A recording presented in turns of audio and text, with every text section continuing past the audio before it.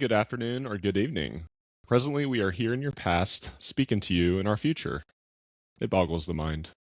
You are turning into episode 3 of the Brothers from Another Mothership podcast, BFAM for short, as we want y'all to be a part of our family. This is a monthly video game podcast from 4 brothers from other mothers, which may or may not involve extraterrestrial life. If you could rate the show 5 stars on your podcast platform of choice, we greatly appreciate it. I'm Quagmire, or you may also know me as the Quaggy King of the Xenobabes. And if you're looking at the video version of this, you might be noticing there's more than just 4. So I'd kind of like to introduce our guests first, if that's okay. Drellesh, how you doing today, man? I am well, thank you. Really excited to be here. It's my first time, so yeah, excited to talk games with you guys. They say you always remember your first. That's what they say. Whoa. Early for that one, Michael. Early. It's never too early. I needed a few seconds. And our second guest here, John 32. John, how you doing today, man? Very good. Thank you for having me. Really looking forward to discussing games of the year with you all. It's going to be great. Yeah, it should be fun. I think we're trying to figure out how many games we're going to discuss, but we'll figure it out, right? And of course, our original brothers here got Ron. Ron, how you doing today, man? Doing well. Excited to and have the Marcus Network Game of the Years. Absolutely. And then Matt, how you doing, man? This is it, fellas. It's the Worlds Collide episode. We've been sitting on this one for a while. And BFAM crew, like, you can correct me if I'm wrong, like BFAM almost kind of was partially originated as a way to make Worlds Collide happen. Am I mistaken? Yeah, no? Pretty much, yeah. You are 100% correct. Yes. Yes. BFAM exists partly because we wanted to do an episode like this. Mm-hmm. Right? We wanted the Worlds Collide. It's like, well, we're now colliding worlds. We don't have our own podcast. And then kind of just kept going. And then here we are, friends. Here we are. Yeah. Yep. I couldn't make it work for episode 1 or 2, but as I say, third time's charm, so here we go. But last but not least, the father of the podcast network himself, Marcus, how you doing, man? I'm doing good. It's pretty early here, so I'm going to try to keep my energy up, but yeah, we'll see how that goes. Well, so far you're doing great. It is 7:15. Oh, that's not bad. I thought it was going to be early. Okay, that's not bad. It's not too bad. It's bad for a Saturday. Come on. That's true. I was asleep at 7, so I can feel you, Marcus. So, all right. Well, hey, why don't we just jump into it? So, at the center of our universe, our episode topic, as we kind of already teased, it's Worlds Collide. That's why we have Drellesh and John here. The Tiny Game Chronicles Hype Factor BFAM Extravaganza, a Marcus O'Neill Family of Podcasts production. Mm-hmm. Wow, I like that. That's quite the title, right? So, we are going to go into today our top 3 games that we played last year, 2025. So, I didn't really ask the brothers ahead of time if this was okay, but I always think it's a good idea to have guests go first. Mm-hmm. Drellesh, do you mind sharing with us your number 3? I think we may want to do some honorable mentions at the end, or do we want to start with honorable mentions? Sorry, we're kind of going as we go here. I think we can go top 3 because I think honorable mentions I have 27, so I'll keep that to the end. God. That's fine. I like that. Yeah. I'll see if I can come up with a few more to match you. I didn't even play that many has games this time year, to figure guys. it out. Come on. Michael. I think that I would be remiss if I do not include a game that Marcus and I have played from our other channel, which is Tiny Game Chronicles, punt for the show. And I'm going to give the 3rd spot to actually a tiny game, and that is Jadusart. We've had Fulia as a special guest on last year. I can't believe it's last year already. And it's definitely a game which is pretty unique because what you're getting a tower, a massive tower, or a mountain that you're climbing, and that is the game, right? This mountain is in the desert. There's no combat. There is no dialogue. The only thing that you need to do is to climb higher and higher. Marcus, I think you played it about 2 years ago or so, a little bit longer perhaps. It's a don't nod game, right? So the people behind, the developers behind Life is Strange. And I never knew that climbing can be such a meditation, if that makes sense, right? So it's really about getting into a rhythm, alternating hands, watching your stamina. It's pretty hypnotic. And you discover on this path up the mountain like signs of a lost civilization, shipwrecks. Imagine shipwrecks in a desert, right? Ruins, fossils, and so there is a lot of narrative pieces that you kind of put together without kind of the game ever saying a single word about them. No major cutscenes, no exposition. And if you love visual language, then definitely this game is for you. It's a shortish experience, so we always say that Tiny Game Chronicles games 5 hours and less. So this falls within that category, and it's definitely, if you want something different, something more meditative to start the year, then Jadusart gets my vote for the third most enjoyable game of 2025. Very nice. Drellesh, do you feel with it being a tiny game that kind of like actually, made your enjoyment of it more? Because it seems like, a lot of AAA games nowadays, it's always about adding more and more and more, and it's kind of to the point where it's too much. It sounds like maybe Jadusart was a all killer, no filler for you. I wouldn't have minded if it went a little bit longer, just because I was so intrigued with the story. So I think it would probably still need to be under 10 hours, if that kind of makes sense. Yeah. But I never got the feeling playing it that I want this to end, right? That's interesting, because for me, I thought it was like the perfect length. I feel like it may have dragged if it was any longer. Interesting. I feel like it, by the time you kind of reach the top of the mountain, I won't spoil what's up there or kind of what the story is for folks who haven't played, but that was one of the highlights, is the pacing. It kind of just crescendoed right at the right moment for me. And yeah, I love Jadusart. I think the only other person here that may have played it is Ron, and I know it didn't connect with him. I know the climbing was a little clunky. I mean, I liked everything except for the mechanics of it. Yeah. So if it wasn't for the mechanics, then I would have enjoyed part of the game. Well, here's the thing. You can make climbing games in I don't know, that there was just something about the mechanics that just did not vibe with me whatsoever. But everything else about the game, I was going to be cool with, because I was already vibing with that. It was just the mechanics. If there's a VR mode, would that have been better? And then it's like that Horizon game. VR. No. You don't want to show up, be immersed in Jadusart, the mountain. I don't know. I don't know much about the game, just besides hearing you guys talk about it. Ron, you didn't play with your PSVR too? I thought you were all about that. I'm sorry, I didn't even know the VR still existed. Did it? Oh. Herman doesn't know. He doesn't care about it. Nobody from PlayStation does. There was a way to get past the mechanic part of it. If they had like a skip button for the climbing, I probably would have did that, just to sit there and go through the rest of the story. Because like I said, I did enjoy everything else about it except for the actual climbing part. And then the beginning part, it was good, but then it got to the point where it just kind of started getting a little clunky for me, and I was like, this is getting a bit ridiculous. So yeah. I ended up bowing out of that one. But the story is top notch. It really is really good. Well, the story looked good. That was the only. I mean, it was hard for me to let that one go because I was enjoying it. So, well, is it like a realistic climbing sim, or is it like gamified like an arcade? No, it's not Cairn. It's not. Yeah, it's more gamified for sure. Yeah, it's not hardcore, but it's just. Okay. You have to get in a rhythm, like you're pulling, doing the triggers, the left top and bottom triggers, and you're kind of like moving your hands. People may be able to see. I found myself going like this trigger as I'm holding the controller. That's exactly what you need to do. Yeah, exactly. But then there's also the rope part, though. The rope part kind of gets into the flow, and then you just it becomes the best for me. I mean, everybody else apparently had a good time with it, but I was like, this is a bit much. But you must understand, Ron is always an offbeat type of guy, right? So any sort of Never. I'm not Ron sure a needs black more man rhythm. cannot have rhythm. I don't think There you that go. can happen. There you go. Oh, Uh, God. But there is another climbing game coming this year, Karen, right? If Yeah, if Karen I'm looks not too hardcore. mispronouncing That's it, Yeah. which is wild.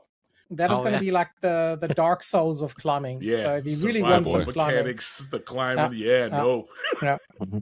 So we'll see. Multi-pass, right?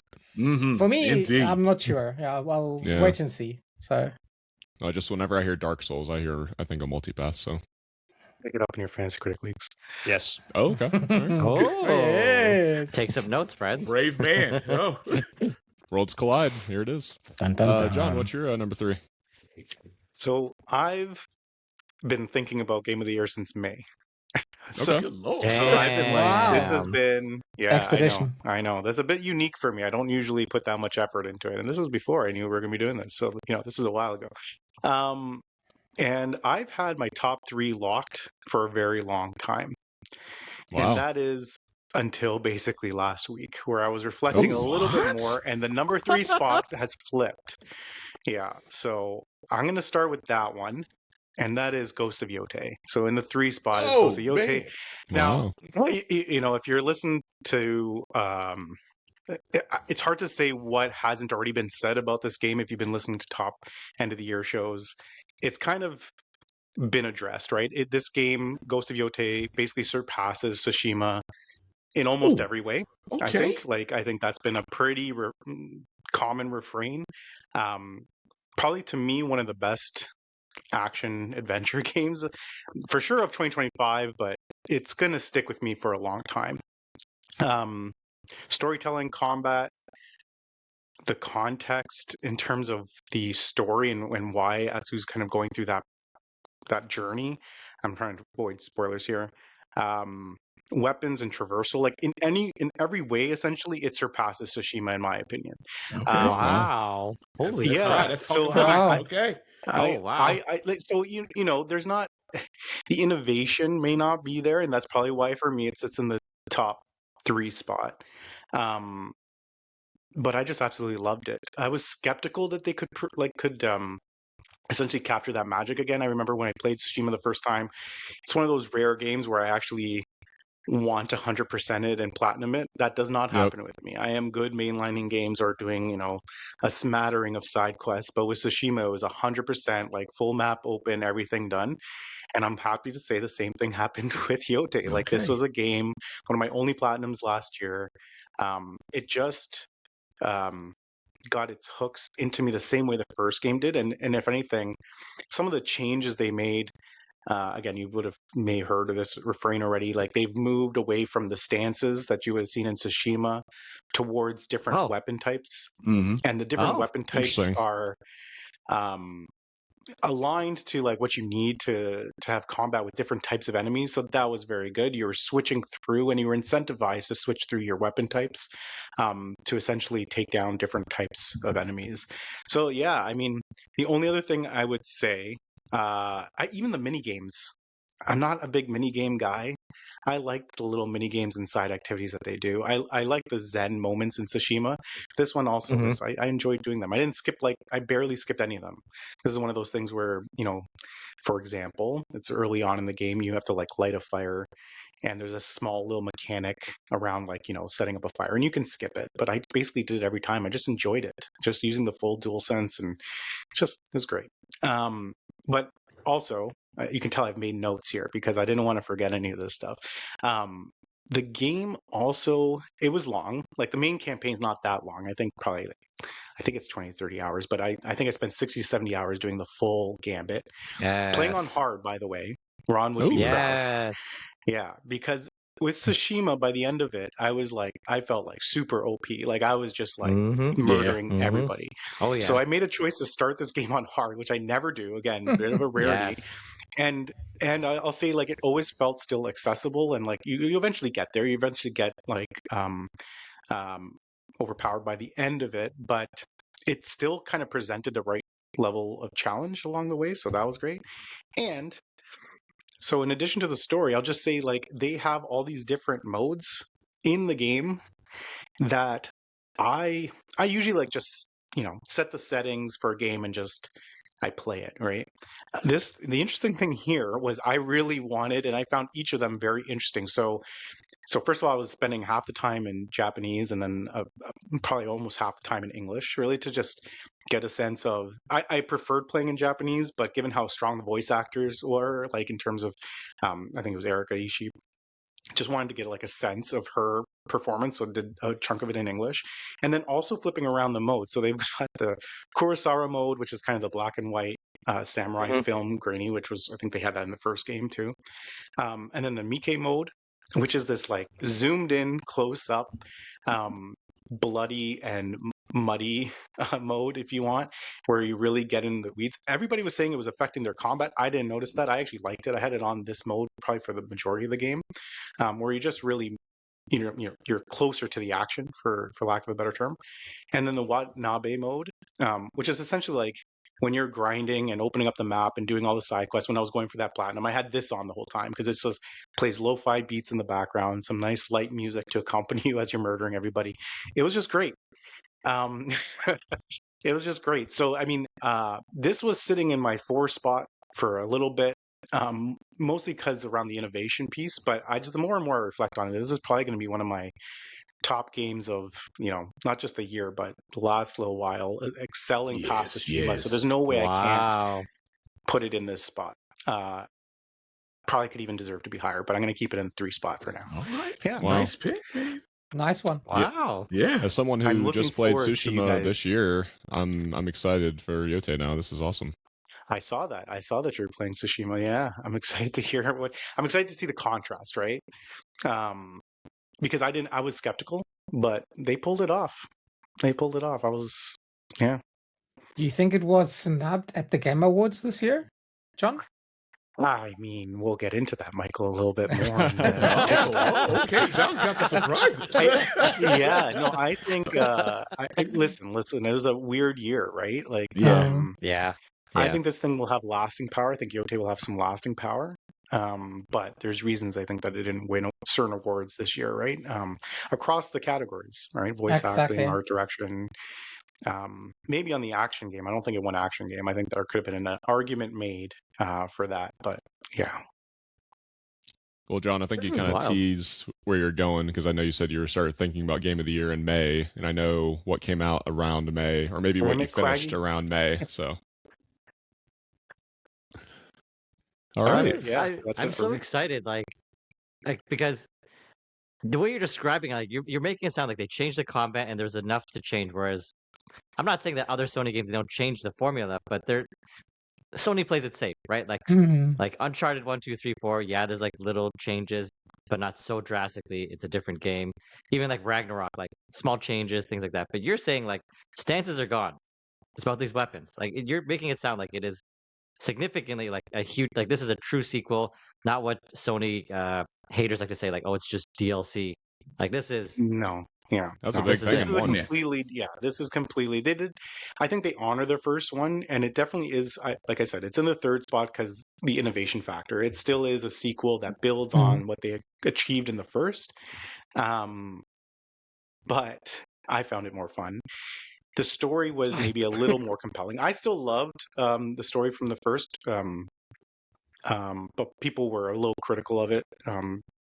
I thought it was great, but this one was critical of Tsushima story. There were some people who did not like a few certain things of it. I was not one of those people, of course. But, who doesn't like Jin Sakai? People believe Jin was being too whiny about having.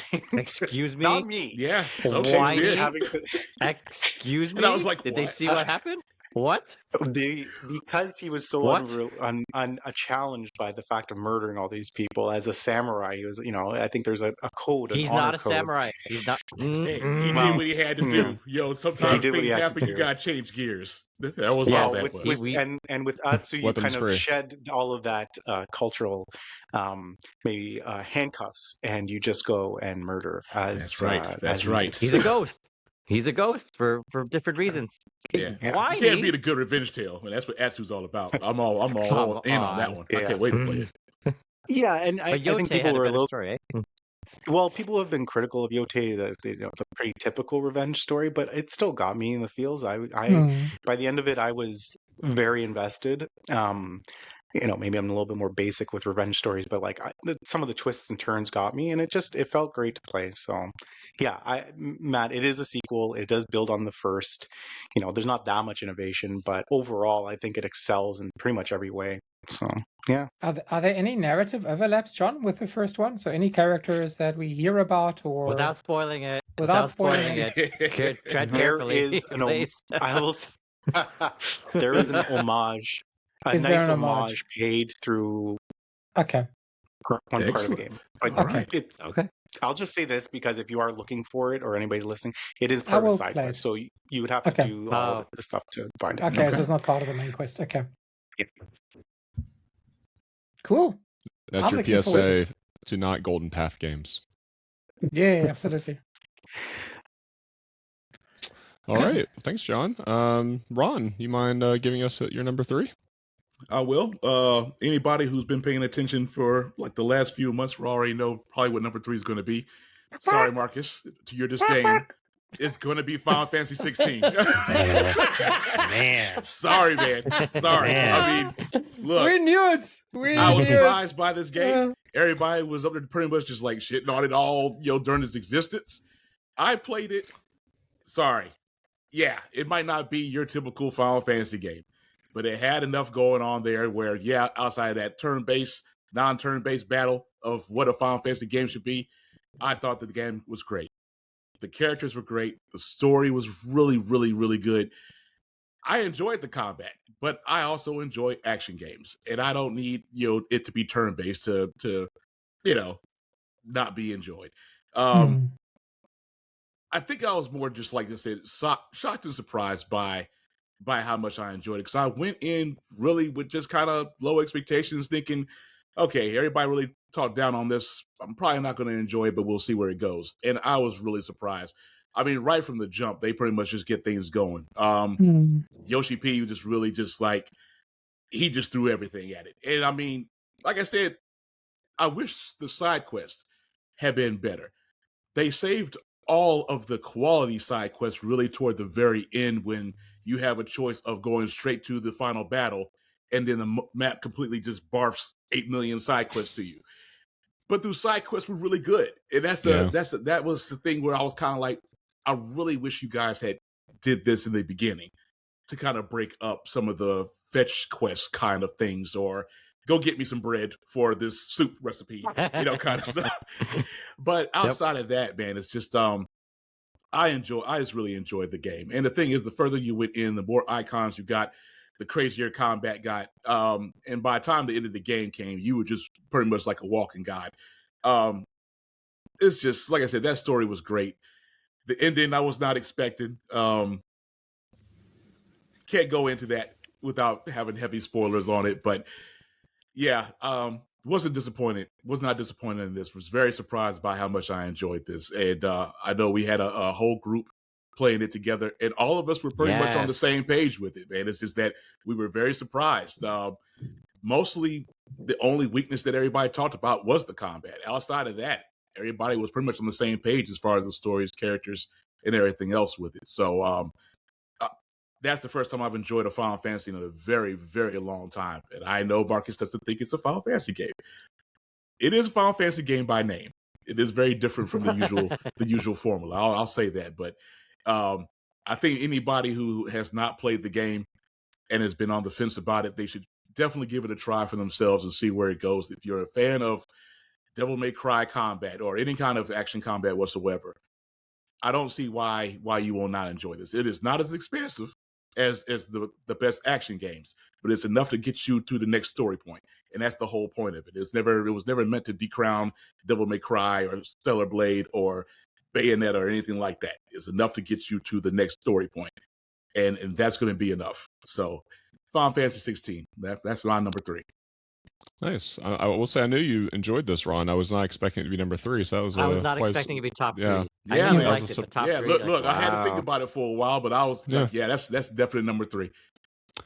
Do you think the low reception to it kind of like actually made you enjoy it more? Like sometimes going in with those lower expectations. It's a possibility. I think, and like I said, I did go in with low expectations, so I think that the feedback from it is probably part of the reason why I did sit there and enjoy it as much as I did, because I really was not expecting to have a great time with it. In fact, I was expecting when I first started, I was like, this probably is not going to be a game I spend much time with, because it's just what everybody was saying about it. That's But I have to learn a lesson about listening to Final Fantasy fans. They thought that 15 was the truth. If 15 was not great. Yeah, they talk about 15 all the time, and 15 was cheap. They do. So I gotta learn. Stop listening to Final Fantasy fans. They are not the people I should be listening to. I thought the exact same thing. I thought I was gonna drop it so fast. Yeah. All I can say is I'm not mad. I'm just a little disappointed. That's all. Marcus, you should know that this is coming. Well, I have been on the fence about this game. I know you guys have been playing it. Ron, you may have just sold me more on picking it up. I've been waiting for a sale for it to go to PS Plus. I thought you played it, John. You haven't played it. No, it's been on my to-do list. That's fun. For a you should long be able to time. get on a decent sale at this point, John. Don't waste your time. Yeah. Thank you. Give it a shot. Give it a shot, John. Give it a shot. Yeah. Get it on sale. Get it on sale. It's not an RPG, but that's okay. Yeah, it is okay. That's not okay. If it's $5.99, then you buy it. Wow. Don't listen to Drellesh. It's fun. Well, I'm excited. Ron's not wrong. It's fun. Like, yeah, I won't go too deep into it. Not gonna spoil anything now, but there may be something more Final Fantasy stuff coming up later. But we'll talk about it later. So I'm not gonna go into detail now. So I will say I was like Rod. I thought I was gonna drop it so fast because I was like, everyone says this game sucks, but picked it up $20. And I'm like, you turn your brain off, you just go in, like it's kind of fun, and then the story's pretty deep. And listen, I said this before and I'll say it again. I thought the side quests were fantastic. Skip all the talking. Get to travel really quick. Boom, give me my XP and go. Rod wants the stories. I'm like, I just spammed start. I'm like, stop talking. Let me get my stuff. Bam, bam, bam, bam, bam. Leveling up, baby. I loved it. Best format for side quests. John, don't listen to his sell pitch. This sell pitch is horrible. No, you get to skip all the jargon. You just get XP. You just go get that bread, bring it back. Bam, fast travel. Bam, bam, bam. Some of the No side wandering quests are around. really good. They just save them toward the end, though. That's the thing. It's funny you guys say that this is like so disliked. For me, it feels like so many more. It's just very polarizing. I think there are people that I feel like there's a lot of people because I feel like I'm encountering them all over the place that love this game, and there's a handful of us that are more meh on it. No, there's more than a handful. Yeah, about to say, man, when that game came out, it was a very vocal group all over social media and Discord. It reviewed very well. I feel like lots of people talk quite highly about this game. I just think it's polarizing more. Yeah, polarizing. I think that's the right word. You either like it or you don't. There's no middle ground. I think you're right. I think Final Fantasy fans. There's some epic moments in there that we have not talked about, but there are things that do not need to be spoken of that you got to see yourself.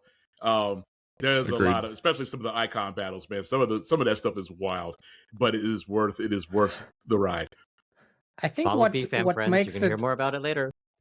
What makes it hard for me with regards to Final Fantasy 16 is that I can forgive the mechanics, right? With regards to the Battle of the Icons, the fact that it wasn't turn-based. I think that's all can be okay.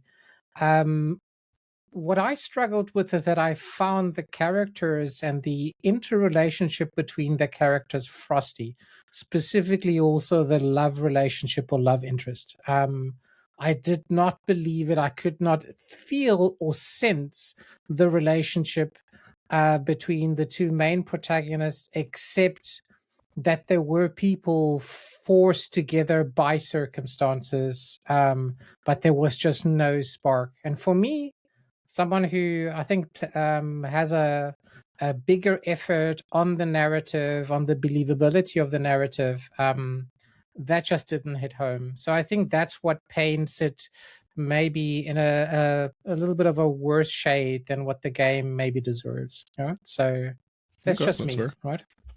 I was just saying that I feel like it seems like if you're a Final Fantasy fan, you probably don't like this game, but if you're not, then you probably do. That's the way for the most part, is what That's I've a good. seen. That's a good way to look at it. I mean, I'm an old Final Fantasy fan, so I don't know. I mean, like I said, I guess it just really depends, man, on what kind of stuff. Because a lot of people just were not fans of the combat whatsoever. So I guess it just really depends on what genres you're into and what you're into. Period. But if you like Game of Thrones, you like this. If you like your incest, that's a good way to put it. It is pretty much Yeah. Japanese Game of Thrones. It is dark. It is gritty. They don't have a problem taking it there, which is cool. Like I said, it's very different from what you're usually used to seeing, and especially in a Final Fantasy game, especially the newer ones. So it may ask another thing too. I mean, like I said, it was just very different. So that probably helped with my enjoyment as well. Oh, my checklist is complete. There we go. Yes, John. Yes. Try this game. Wait till it's $19.99. I'm going to be off the $5.99. It's been pretty cheap already, so he might be all right for with that. $20. I got it. $20 is good. Yeah. All right, Matt, what's your number 3?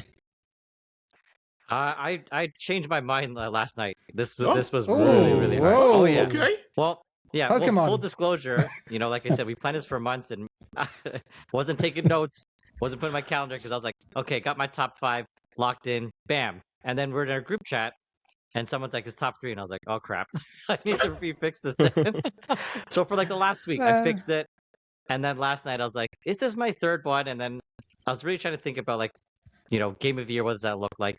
Yes, obviously it's about being happy and enjoying the game, but at the same time, I just wanted to really like solidify like, if I didn't play this game this year, would I be missing out? Or if I did playing that game like kind of really be a big highlight of it. So I did change it just last night, and it kind of did help because I was watching some old clips of my playthrough, so it did help. So top 3, it wasn't there last week, but it did move up to number 3. Is Killer Frequency. Okay. I really enjoyed that game more than I thought. Like going into it, I was expecting spoopy vibes, cheesy jokes and things like that. It's less on the spoopy vibes, but just the humor. Like it is certified Nagachaki humor. Like if you're talking about like what's the game that's gonna make me laugh, it's the writing style. It's the style of Killer Frequency. I just love how ham and cheese it is. And again, I like the spoopy vibes that are there. It's like a murder mystery. Like you're a DJ host that becomes a 911 dispatch caller as a serial killer's on the loose. You're trying to help people as they call in because they try to call 911. They get you, so then you kind of have to help navigate to save them, and you get to be a jerk anytime that you want. Like it's so, and it's not just like a jerk like by like it's just like you can be so crass and so mean to people, and obviously it's like, well, why would you be mean under these circumstances? And I was like, well, maybe you got to cope through stress through sense of humor. I don't know what it is, but like it gives you nice dialogue options, and it's just you have the choice, and it's like I need to see how they're gonna respond when I make fun of them. So last night I watched a clip where she's calling and she's whispering in the phone like, I hear his footsteps, what should I do? And then it's an option of like, run, stay put, don't be a baby. And I'm like, I gotta say it. It's like, Clarissa, don't be a baby and just get out there. And then she's like, no. And she just dies or something like that. And I'm like, oh, I just love that stuff. So it took me by surprise in that sense. Like I was expecting it to be fun, but just the sense of humor was very, very shocking in that sense. And there's it's not a big spoiler, but there's 2 main endings you can get. Obviously, if you continue to be a jerk and you don't save people, you'll get the bad ending. But if you save enough people, then you can successfully catch the serial killer, then you get the good ending. But again, I highly recommend it. Like, I think it's not scary. I would say like it's not. I really wouldn't say it's a horror game. It's like more campy, right? It's really campy, guys. So I'd say like if you like comedy and like ham and cheese humor, a little sprinkling of like spoopy aesthetics, check it out. It's a fun indie game, really killer music. Highly recommend it. It was just it was waffling at 4, but then I did bump out my 3rd game because I was like, the Killer Frequency just really stood out in 2025, and obviously whatever the developers do next time, like I'll be all in whatever its style is. Like confident in their writing style that I'll enjoy it no matter what. I highly recommend Okay. it. I was John- expecting that John, to be you on your played it, list, but I was right? not expecting it to be number 3. I was going to thought maybe honorable Surprise. mention. Okay. Yeah, no, Yeah, just last night it moved up to 3. But John, you played it, right? I did played it. I really, really liked it. I'm thinking now, after you've said this, I'm like, I'm not surprised that this is your number 3. It fits the Matt. Okay, It's Matt Yeah. coded. it really is. I was going to ask you because I agree on the vibes. I thought it achieved through very little. It achieved a lot in terms of setting the stage and putting you in the 80s Yeah. and just really, really accomplished that goal. What about the because there is some puzzling in the game, which I found interesting and at times frustrating. What were your thoughts on the puzzles that you kind of had to solve along the way? Friends, I'm the wrong person to ask because I wanted the platinum. I'm not gonna play this multiple times. Let me How look up dare a you. guide. So I didn't have to think. I just had the Forgot answers about for this. me for I just had the answers for me. So I can't comment on how Oh, damn. frustrating the puzzles would be. Wasn't frustrating for me because I had the answers. I can't, so I can't really say. I'm not sure. I'm not sure, Okay. man. Like, I I mean, forgot I'm that you assuming used the they're not guide. bad. Okay. Yeah. No, I did the platinum guide. I wanted the platinum like as efficiently without spoiling the story. But John's right though. Like I like what you said that it nails the vibe and aesthetic by doing very little. Because most of the time you're just in the DJ booth. Like you don't. It's not like open world or anything. Like you're just in there talking to people. Obviously you can travel around a little bit in the building, but you're just stuck in there. But you never get bored. Like the music is amazing. Like it's from the 80s, and like the color vibes. It's from the 80s. Like it's just, I don't want to leave. It's fun. Music. I like being here. The music. Yeah. The music you can play. Yeah. Is it Mark, mostly just so? on the Go sorry, ahead. just on the puzzles? Like just from what I remember is like there were some that you actually had to like solve for, and they were actually not super easy. Like it would almost like give you like almost like a detective thing where you kind of have to like piece together based Oh, on the like puzzles where someone is on a yeah. map and stuff like that, like on the map of a town.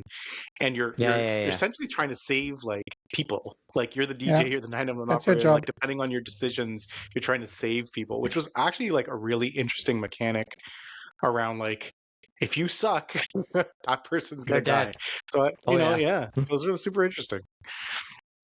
And Yeah, I my think it picked up the vibe. question- Sorry, it picked up the vibe of the 80s extremely well. I mean, the 80s were like kind of my heyday, right? Because it was my high school time.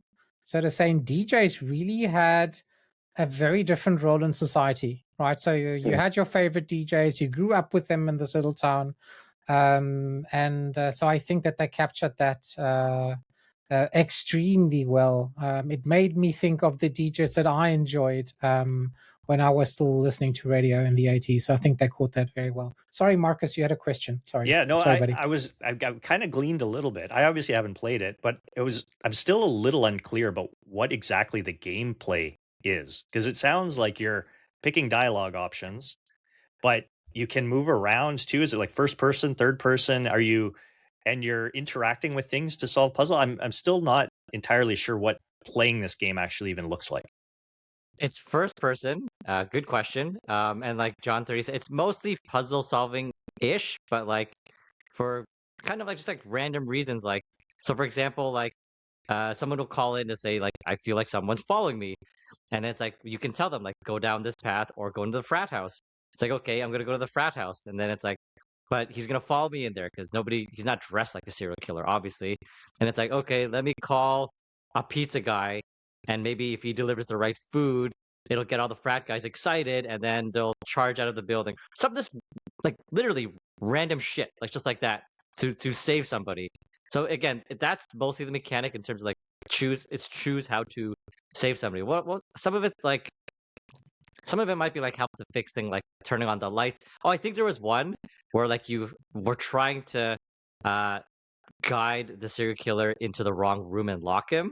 So I think like what I did was like I called an empty room in that office building so that he would go over there, and I told the victim to hide in a different room. So it's just, and you got to do it like fast, right? Because he's coming to kill people, so you got to try to be as fast as you can. So you're mostly at the DJ booth picking those things, but sometimes they'll send you walking to like find an old map, or like I said, like find some vinyls to play a certain song or things like that. So you can go around a little bit. Again, you do get to explore the street, I think, like the alleyway behind like the parking garage. Like just it does send you off so you're not stuck there all the time, but mostly it's just pick and solve these puzzles and pick the right thing to say. Because sometimes they'll test you like on like, oh, who is this person that called a while ago? And it is all interconnected and stuff like that. So it's mostly puzzles, but it's not that bad, Marcus. Like I said, if listen, worst comes to worst, they all die. Is it that Okay. Or bad? just use a It's you guy. ta- Is it? Or just It's use you a guy. taking calls, Marcus. It's you taking calls as a DJ and then Yeah. trying to solve the issues of the town. Yeah. That's basically To me, it was like right. So it was like word puzzles, and the most of them were word puzzles. Not all, but most. And like, I guess your knowledge of '80s horror movies could come in handy in terms of absolutely. what it to do and not to do. But I find Yeah, myself I mildly didn't know. interested in this now. I saw people This talking is- about it. I Okay. watched the trailer and I was just kind of like, whatever. But I don't know. Now you guys are kind of talking about it. And I'm It like, almost sounds detective-y, Ron. yeah. And you A know, I little- like detectives like games. So Yeah. what is that? Yeah, it's It's that in very reverse, diet, maybe. very light.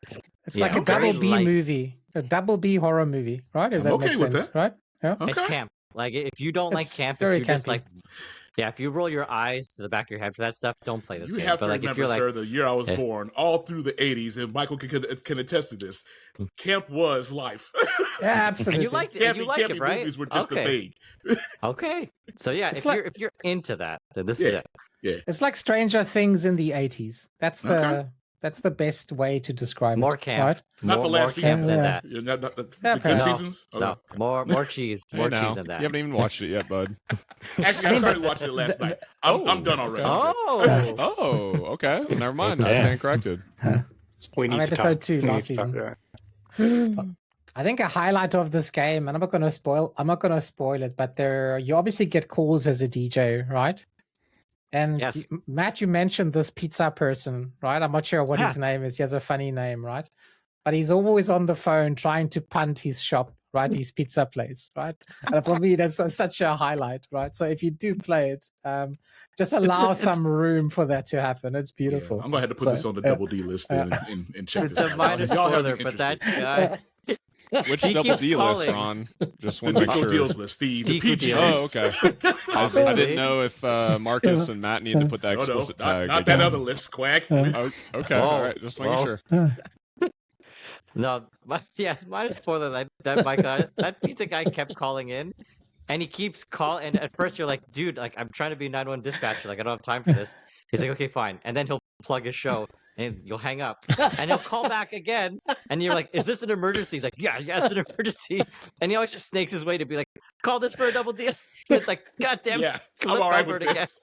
this. This sounds good. brilliant. That's Okay. 'Cause Because all of brilliant. this is live on the radio, right? Exactly. It's all live. Exactly. Oh yeah, Yeah. It's all It's all live. I gotcha. It's Okay. fantastic. Yeah, Brilliant. you got me interested now. Okay. Oh, very good.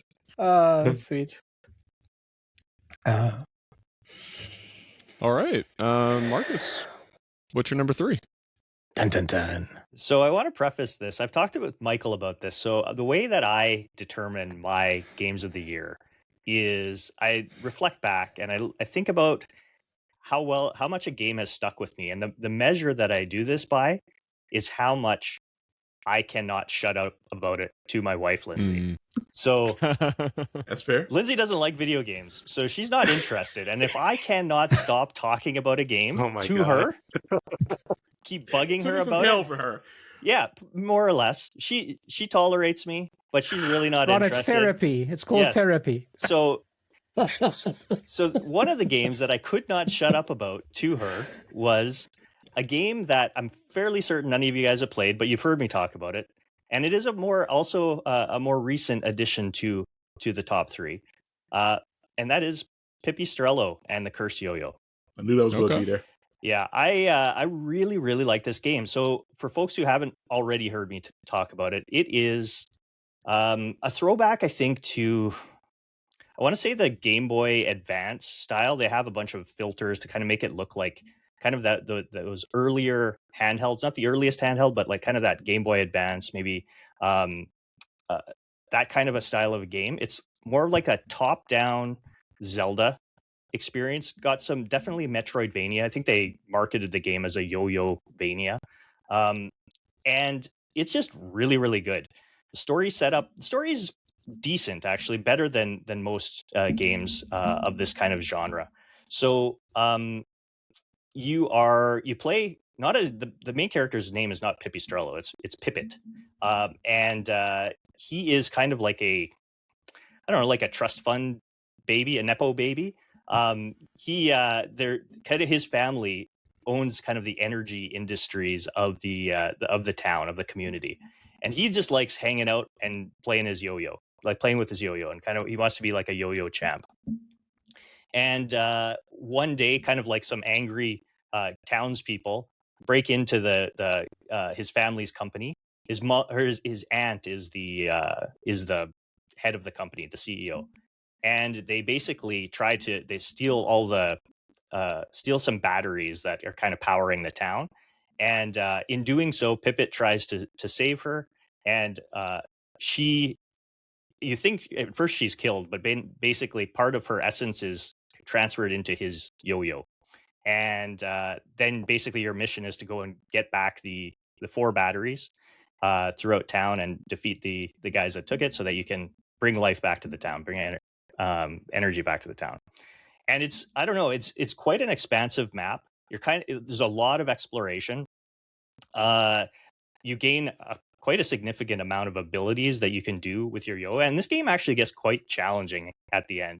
I was telling Michael about it, and there are times where you're having to string together 6, 7, 8 moves, different moves in your yo to be able to kind of like traverse and attack. And yeah, I know I'm saying a bunch of things that I know Ron is just like, no, this is not for me. Not for me. Took a lot toward the end, man. Yeah.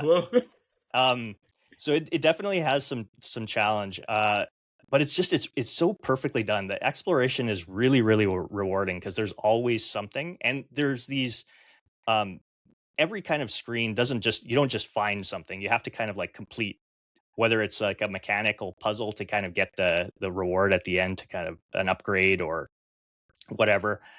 It's just fantastically done. The music is great.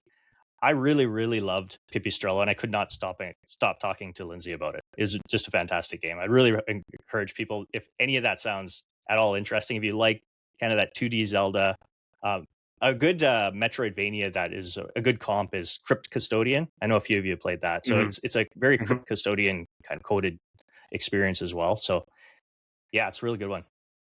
Highly recommended. So would you recommend for someone who is constantly on the fence about Metroidvanias? I think it's more of a Michael's no. I think it's more it definitely has Metroidvania elements, but I think it's closer to that 2D Zelda formula than Metroidvania. So if you really like 2D Zeldas, I think this is just 100% check it out. The devs made Dodgeball Academia. This is the game after that one. Yeah, which has maybe a similar tone and vibe to it, but very different gameplay. Dodgeball Academia is a turn-based RPG, but the kind of the look and the style and the vibe is very similar. So, yeah, it's a Metroid-like. Metroid-like, yeah, like or light, maybe light, Metroid-like. Light, yeah. Light. Okay. Sounds like Batman. Sounds like Batman. Bat. Sounds like Batman. Well, he's a bat. Sounds like Batman. Lego Batman, or there you go. Yeah, he's a bat, and his family members killed. Yeah, they come from wealth. His family members killed, and he's trying to restore the town. Okay, sounds like Batman to me. Okay. I like it. Yeah, Gotcha. So yeah, it's a good one. I think play it. I think I will look at opportunity. I mean, the thing that I think kind of puts the fear of God in me is the 7-button combination, right? That you need to get right. And that would be the only thing where I say, gosh, how long do I need to practice that? And I think you would hate that part of it, Michael. Honestly, like that, I'm sure. that is the turn off. I think like a lot of the other aspects of it you would like, but you would be at it for a long time. Michael, that got I me think too. so, for Yeah. a That while, got me until too. I I'm started having 70. flashbacks of probably. Lost Crown, and I was just like, oh Jesus. Some of the Yeah. platforming in there, I was just like, oh my god. Yeah. You need I got through you it, need that though, but still. PlayStation. You need that PlayStation AI to do No, it no, for you. Hey, never. there Never. we go. I'd rather There fail we than have go. a game do it for me. There agree. we go. There we go. Higgins, Oh, please do it. No, that sounds awesome, Marcus. This has Jarvis, been on my stick with list the as game. well. Sounds No awesome. thanks. I need to get to it at some point and start a new backlog just out of this episode, guys. Yeah. It's a little longer than I was expecting. I think it was just a shade under 28 hours. wow. Ooh, that's so long for a Metroidvania. Oh. And I think I finished the game with about I want to say 70% completion. Still lots to explore. Yeah, Ooh. it's fairly lengthy. Yeah, It's Did that scored over feel 80 on Almost OpenCritic, 20 right? hours at 70%. Oh. I think it's okay. sitting It's at an an 80 88. plus game. 88 88. on Okay. OpenCritic. Very high, yeah. Yeah. Mm. Marcus, So- did that feel good, or did that seem like it was overstaying its welcome? Whenever I'm my predisposition is shorter games. So when I was Yeah. kind of getting towards the end, I was like, okay, I'm not going to do everything. I was ready for it to be done. But I don't know if that's necessarily the typical gamer's experience, because I'm Gotcha. already inclined to shorter games. So That's fair. If it's a Metroidvania, it's got to be a shorter game for me. I can't do 20 hours of that. That's It's like 2 just Final gotta get it- Fantasy games. Yeah. No, that would be like 500 hours. Well, maybe Final Fantasy 17 will be a 100-hour Metroidvania. No, I Whoa. don't think Oh Yoshi my people go God. that crazy. Imagine. No, no, thank you. God. No thanks. Turn-based Want to change jumping. genre? You never know. No thanks. Yeah. Quagmeister, what about you, sir? Yeah, here we go. Guys, 2025 for me was a really good year. I think my list is pretty flat. I mean, of course, I do still have 3. But before I give my number 3 game, I want to give Matt some flowers. A few years ago, he coined the term "one full experience," and Yes. I know, Yes. Here we I know go. that is banned. Here we from, go. You know, these What? shows, Oh but my god. No, I it's not. do It's not want banned. to at least go on the record that, you know, technically my answer is one full experience with The Last of Us Part 1 and The Last of Us Part 2. But I will split it up. boy. I know how So that Marcus I don't felt when I make brought up people- Final Fantasy 16. Huh? Here I will we split it go. up because I know people. I don't want to get people upset. So I will say my number 3 for this show is The Last of Us Part 2. Wow. Yes. very nice. I'm out, guys. Thanks for the fun Well time. done. Later. Well done. Let's Ron's go. queen. And honestly, it's Ron's fault because I was waiting for it to get a Yeah. little cheaper. I probably would not have It's your played this fault. in 2025, It is. but nice little Christmas gift. So thank you, Ron, for allowing me to play this last year. But guys, I don't think I've ever played a game where I've been so uncomfortable to play it, and I feel like that's the only way I can say it without spoiling things. If you've played it, I think you know what I'm saying. If you haven't, then find out for yourself. I also want to take this opportunity after finishing part 2. If you have any interest in playing the games, like my wife, for example, is never going to play the game. So, I mean, I think the show is totally fine for her, but don't watch the show. I think if I There had it not is. watched That's right. season Season 2 There it is 2 cheeks. before playing part 2, I think part 2 would have been higher than 3. So I mean, that's not the game's fault. But there's just some things that were revealed that obviously I already knew about watching the show that didn't hit as hard because of that. But the way it's presented, I mean, the game is like bar none better than the show. I don't think there's any debate for that. But yeah, I mean, it got to the point like when I rolled credits that I just didn't really even want to play anything. Like it just like really kind of left that Yes. mark. And you know, in a way, when you hear that, it kind of sounds bad. Like, oh, I want to play a game that makes me not want to play games, right? But like it just it kind of I guess the only other thing I can really say without spoiling anything is that this world is not black and white, right? So I mean, there is just so many gray areas.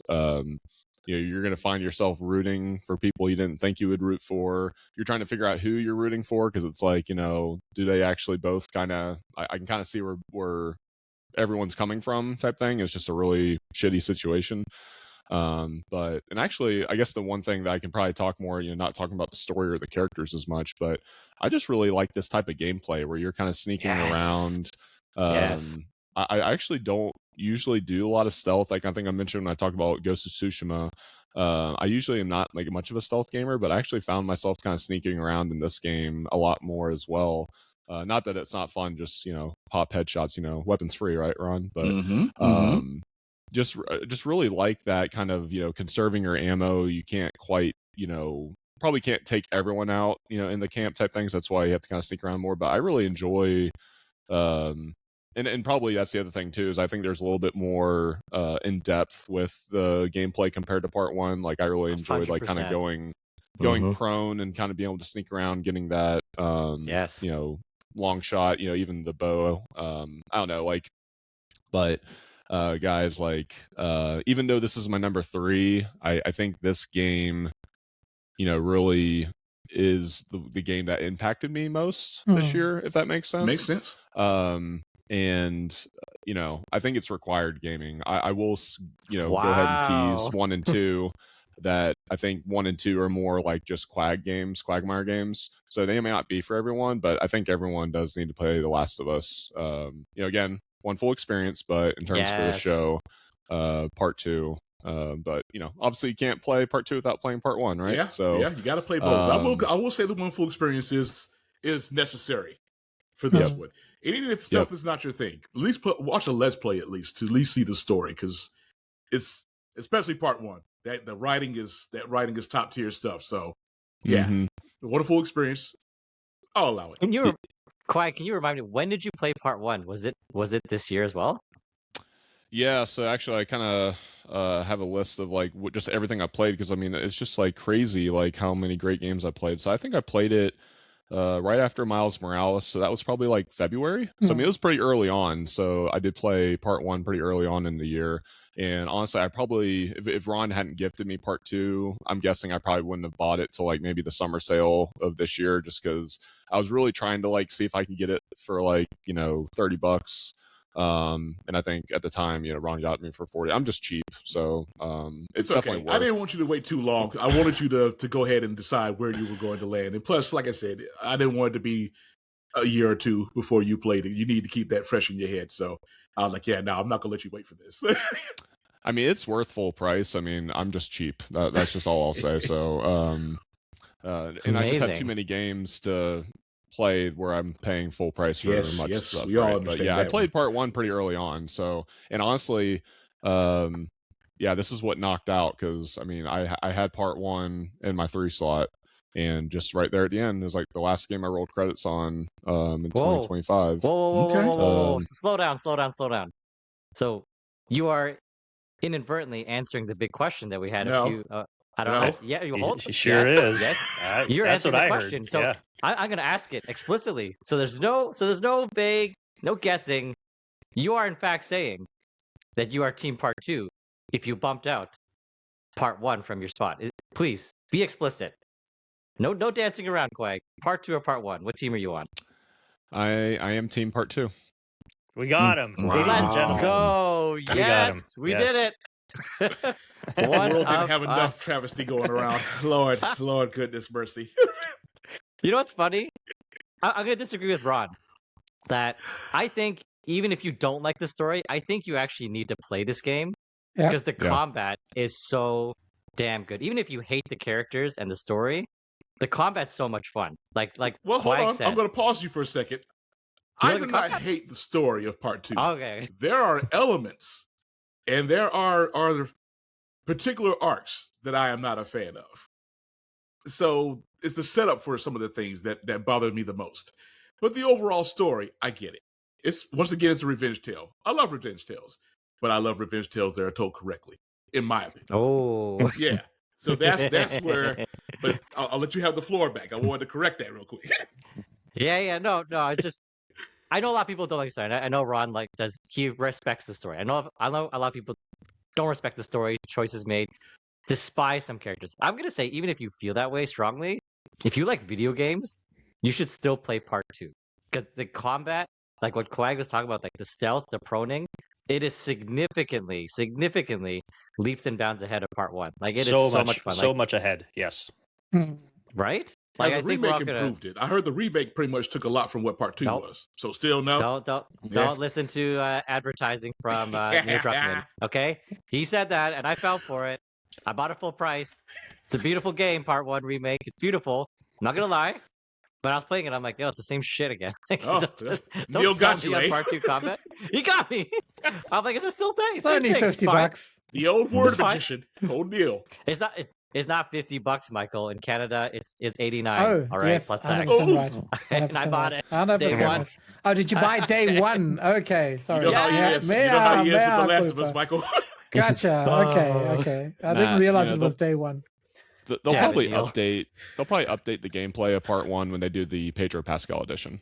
Sure. Are they really? I mean, Will they they have really? to have Oh, you something know come they're out on doing it. PlayStation 5, so why not that one? Sure. Sounds There's right. another edition coming. You know, But we're not I- getting a new PS6 anytime soon, so they have to Yeah. keep remaking that. Oh, that's right. Which is fine. I think it's a very important game to play, just also with regards to an exercise in empathy. Yeah. Regardless how violently we might feel towards a specific character, I think what this game does so uniquely is it allows you to walk in that person's shoes. Yep. And I don't think any other game has done that.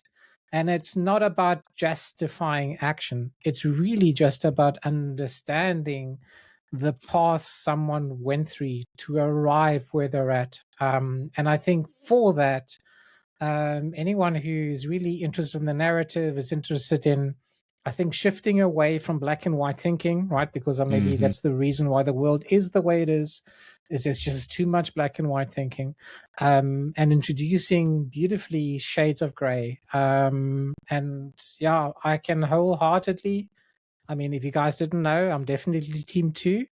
But Team 2 is such an important story to be told. And just out of a narrative perspective, it goes above Part 1, right? Just because of the narrative, just because the way that the story was told, regardless whether the technicalities of Ron, who obviously has a fine taste in video games, how he might feel. I do feel that the gray aspect is such an important aspect to be looked at and to be felt. That's why, because you have agency as you play this game, following the footsteps of a character. That is not very sympathetic, perhaps, as you end Part 1. Yeah. Very well Yeah, said, so- Michael. Yeah. I hope Craig Mason is listening so he can correct the ship and nail these themes that The Michael's show is talking about over. in season Season 3. 3 is already due. Is it too late? Yeah, Aw. I have no faith. No, they It's messed already- up it's way too already much. over. They and- ruined season 2, and so it's already done. Very messed up way too much. Absolutely. I was going to say, like, for all the listeners, you know that we did not write this stuff down in advance because I did not think we were going to be speaking of The Last of Us 2 today. That was a surprise. I had a feeling Maybe I it was should going have to show anticipated up. I yeah, had a maybe I feeling. should have anticipated it, but that's awesome. Did you, It's all right. Cwag, did you find that it was too long? Like, obviously, one of the criticisms the game gets is the multi-epilogue. Kind of the third act, That really, it right? contains. Yeah, Yeah. the start of Yeah. game 3. Yeah, what were your I'm- thoughts generally? No, good question. And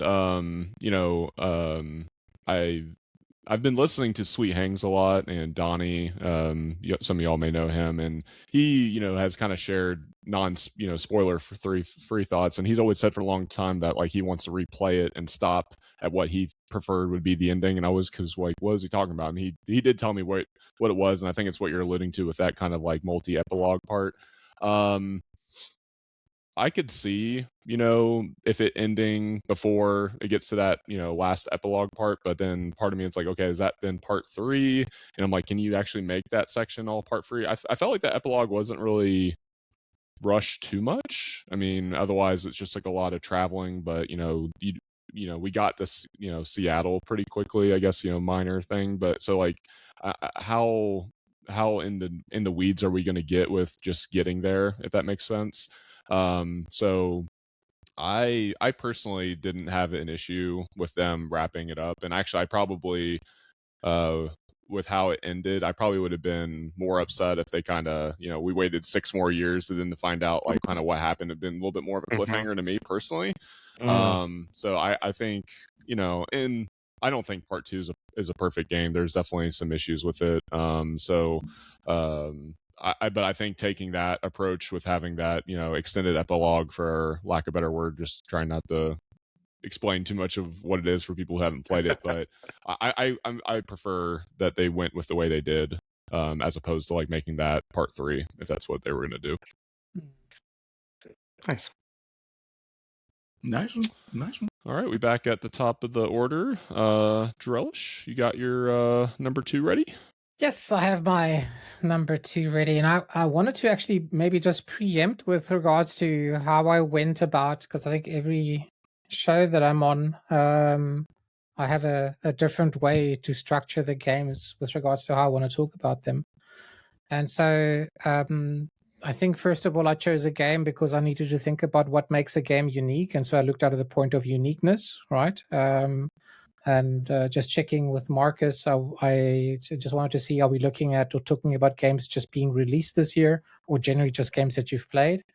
And so here I'm not talking about a game that was released this year, but a game that I played that really had an impact on me, that does something that is pretty unique, at least in my opinion. I also look at in what way does it push storytelling, because the narrative element is perhaps slightly above game mechanics, at least when I look at things, just because I love reading. And the third one, or the third aspect, is kind of similar. I mean, I don't speak to my wife about the games, but I speak to myself. So I think that's a bit healthier, right? But Marcus, I'm all for that, the way that you do it. So I can't help it, Michael. I literally can't help it. That's good. As long as she listens to you, I think that's the key. It doesn't right? even matter that much as long as she tolerates me talking to her. Marc's just That's really all. That doesn't matter if she's listening or not. I just she need has to a get it noise cancelling earphones on, right? So I can just imagine. Okay, so the game that I perhaps would rank in the same way as Cwaggy did his game just now, where I would say this is perhaps one of the most impactful games I've played this year, is the game called Disco Elysium. Yes. Okay. Yes. Disco Elysium, Yes. it's a CRPG. I know it's not for everyone playing a CRPG, but basically you wake up in this kind of trashed hotel room, as one does, right? With a bad hangover, and you can't remember who you are. It's Tuesday. Exactly. Except that you are completely wrecked. You completely destroyed yourself. There's a murder mystery that you must solve. But you're simultaneously investigating what led to this wreckage that you are as a person.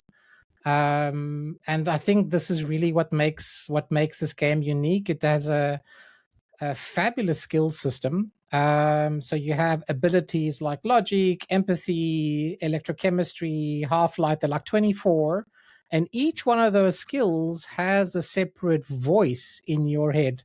So they're all voice acted. And as you can imagine, right, what is the feeling when you have 24 different voices in your head? So you need to kind of balance different opinions, agenda, what is logical, what is rational, electrochemistry, which is a fun one because you're addicted, and you're addicted to drugs. And so this is this constant craving, right, for the next high. And so you have to be very careful with regards to how you negotiate with yourself as you solve a specific murder mystery. I cannot but recommend this game. If you love video games, this is definitely one that you need to play. Also because the setting is beautiful. It's Revachol. It's kind of Eastern European city, kind of a failed utopian city. Where beautiful isn't a have... word that I would use to describe Revachol, Michael. Well, Revachol is it's a failed. I mean, it's beautiful with regards to its melancholy, because we basically see how idealism has actually destroyed a society. And when I say that, having myself lived in many continents and having spent a long time in South Africa, I can sense that kind of failed ideology, apartheid, right? Obviously, Revachol is not about apartheid, but it's obviously about, I would imagine, communism could be one of them, right? Ideologies of Eastern Europe, and with regards to how it hasn't worked. So it's kind of a haunting possibility of what might have been, and this presence is always there.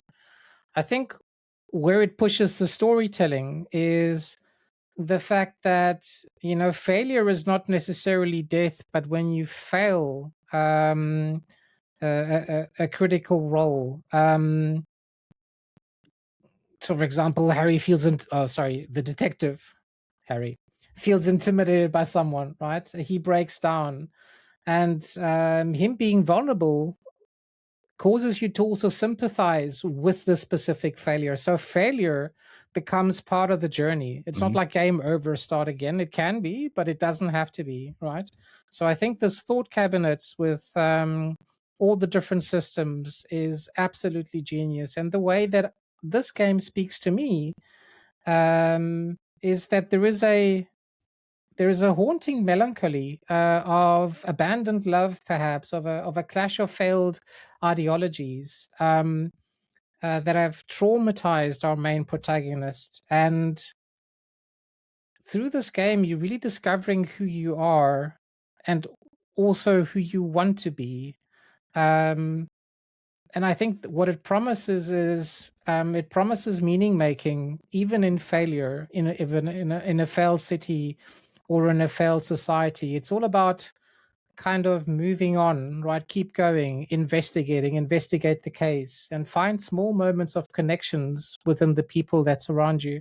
And that's the answer. And that really, really moved me as someone who is perhaps a little bit older, and maybe all the initial dreams that you had with regards to when you started life, the things that you want to achieve, and you realize that you're not going to have the time, right, to do all that, and certain things are not going to be realizable.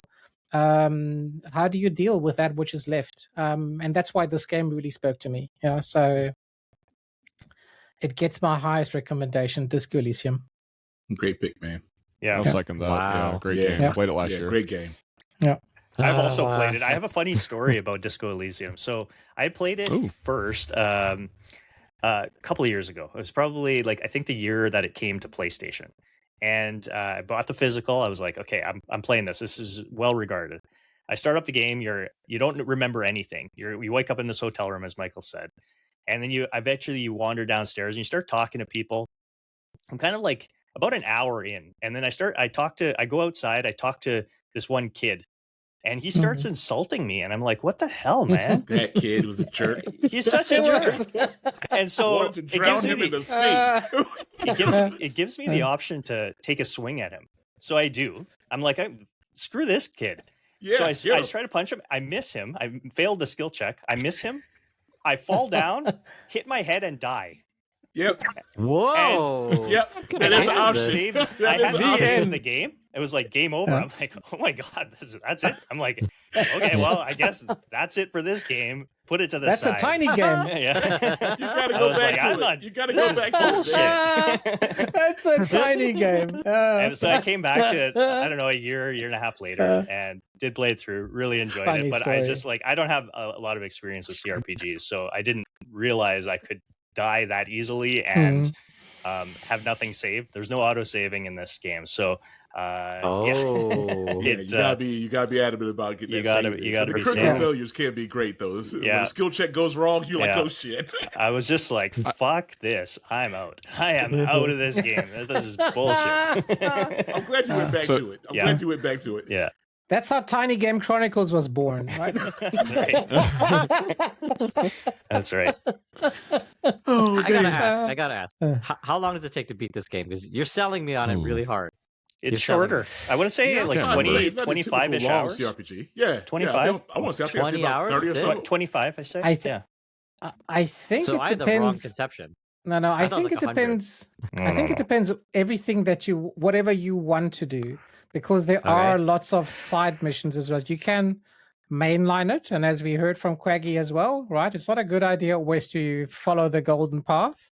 Yeah, correct. There's some good side stories in there.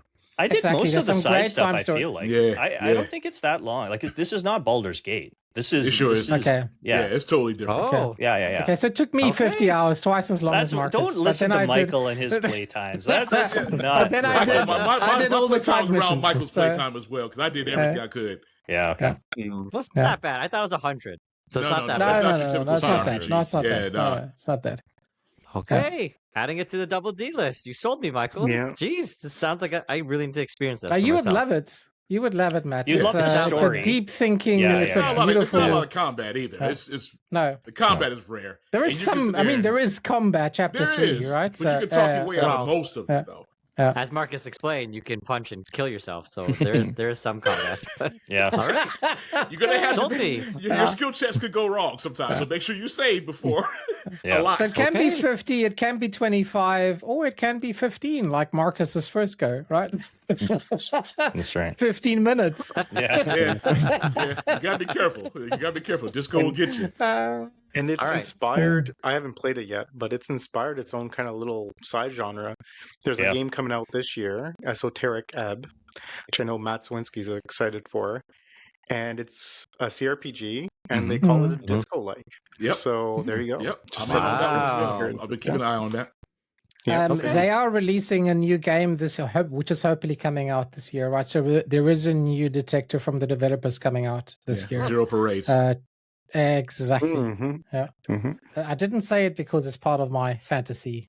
Ah, Ooh. you- Oh, you sneaky man. Okay. All right. It's there. It's waiting. Oh, man. It's waiting. Yeah. I know a lot of people with it being a CRPG, they probably go ahead and pass on it, but I'm not really a CRPG guy either, but I really enjoyed it. And actually, I probably played it like the perfect time because I think I played it like this time 2 years ago, and I had like COVID or something, and it was a perfect game that I'm in bed sick, and I think I played it on Switch, which the version is fine. It's definitely not the best, but I just Yeah. had tabletop mode in bed. I was like laying on my side, do split Joy-Cons, and Yeah. it was perfect. So it's Beautiful. definitely one of those games that, if it's a rainy day or you don't even feel the best, and you could just kind of, it's very gameplay light, but Yeah. I think it was a great Yeah, if you're game. into It's stories, a and you're dialogue into heavy weird, game. You're into Yeah. weird stuff. Then Yeah, This goes but right it's a up your alley. dialogue heavy game, and you Yeah. have to kind of realize that. Oh, hey, wait a you minute. need- Wait a minute, Michael. We forgot to sit there and put that disclaimer on there for Matt. Yeah, There that's is true. reading and plenty Oh, of a there lot is of reading. Oh, Yes. okay. There's no voice acting? No There voice is acting? voice No, there Voice is. acting. No, There's there voice is. acting now. Okay. Yeah. But there's Okay. lots All of right. dialogue. We had to put It's that a, disclaimer out it's for a you. character study, So- Matt. I think that's the All right. best way to do it, right? It's about you finding redemption for yourself again as part of sold the me. right. It's on the list. Yeah. You sold Yeah. me. Yeah, Okay. it sounds like I want to try it at least. Give it a try. Okay. John, make sure that's on your list as well. Yeah. And yeah, the it's been on my music list is for a great. while. Okay. The music Yeah. is great. There is I'm not sure what it's called, but there is a Soviet genre because it plays off this kind of, Soviet existentialism. And there's a musical genre if you Google a little bit on the Disco Elysium music, that has, back when it was released, caused this new genre to be born. So, which is interesting. It's almost like Soviet chill music, if that kind of makes sense, right? Very melancholic as well. Yeah. So Great. Very nice. All right, John, what's your number 2? Okay, hard to follow. Big pivot here. My number 2 pick is Donkey Kong Bonanza. Oh, Not as deep as Bonanza, but, I knew it was gonna be. I knew it was gonna be on your list. That somewhere. throws the whole vibe I off. knew it was coming. Exactly. you I knew know, it was coming. Just wasn't sure where. similar to Yeah. similar to Michael, We knew you it know, would be there. a game has to evoke a certain set of emotion, and just stick with me. And something I was thinking about over and over again. This game I think came out last summer, about a month after the Switch 2 release, and definitely a highlight of the year for me. This game made a very strong pitch to be number one, and it was Really? competitive. This is so. I'm pretty sure everybody's seen the trailers or seen some gameplay. It's a 3D platformer. It's from, I guess, the same team that did the Mario Odyssey game.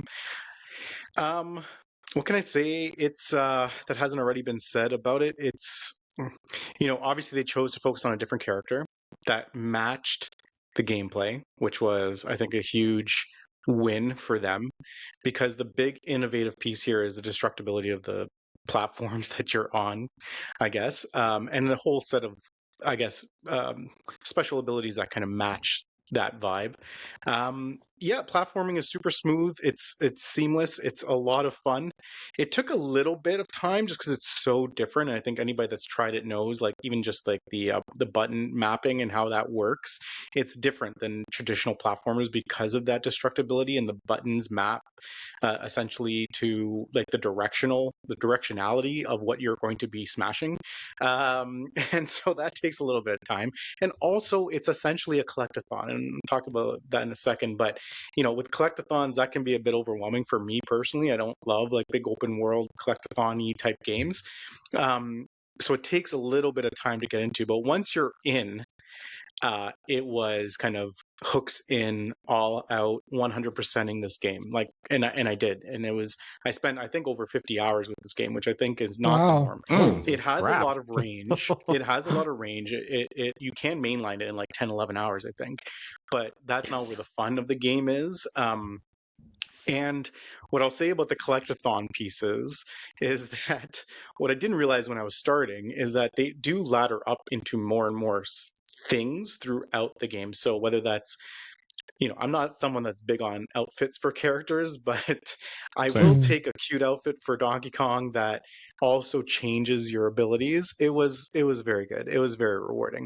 And then the other part of this that I didn't mention yet is the side character or co-character is Pauline. So she's made a return. They've connected this game into like the broader Odyssey Mario lore, which is great. They obviously gave Donkey Kong a refresh.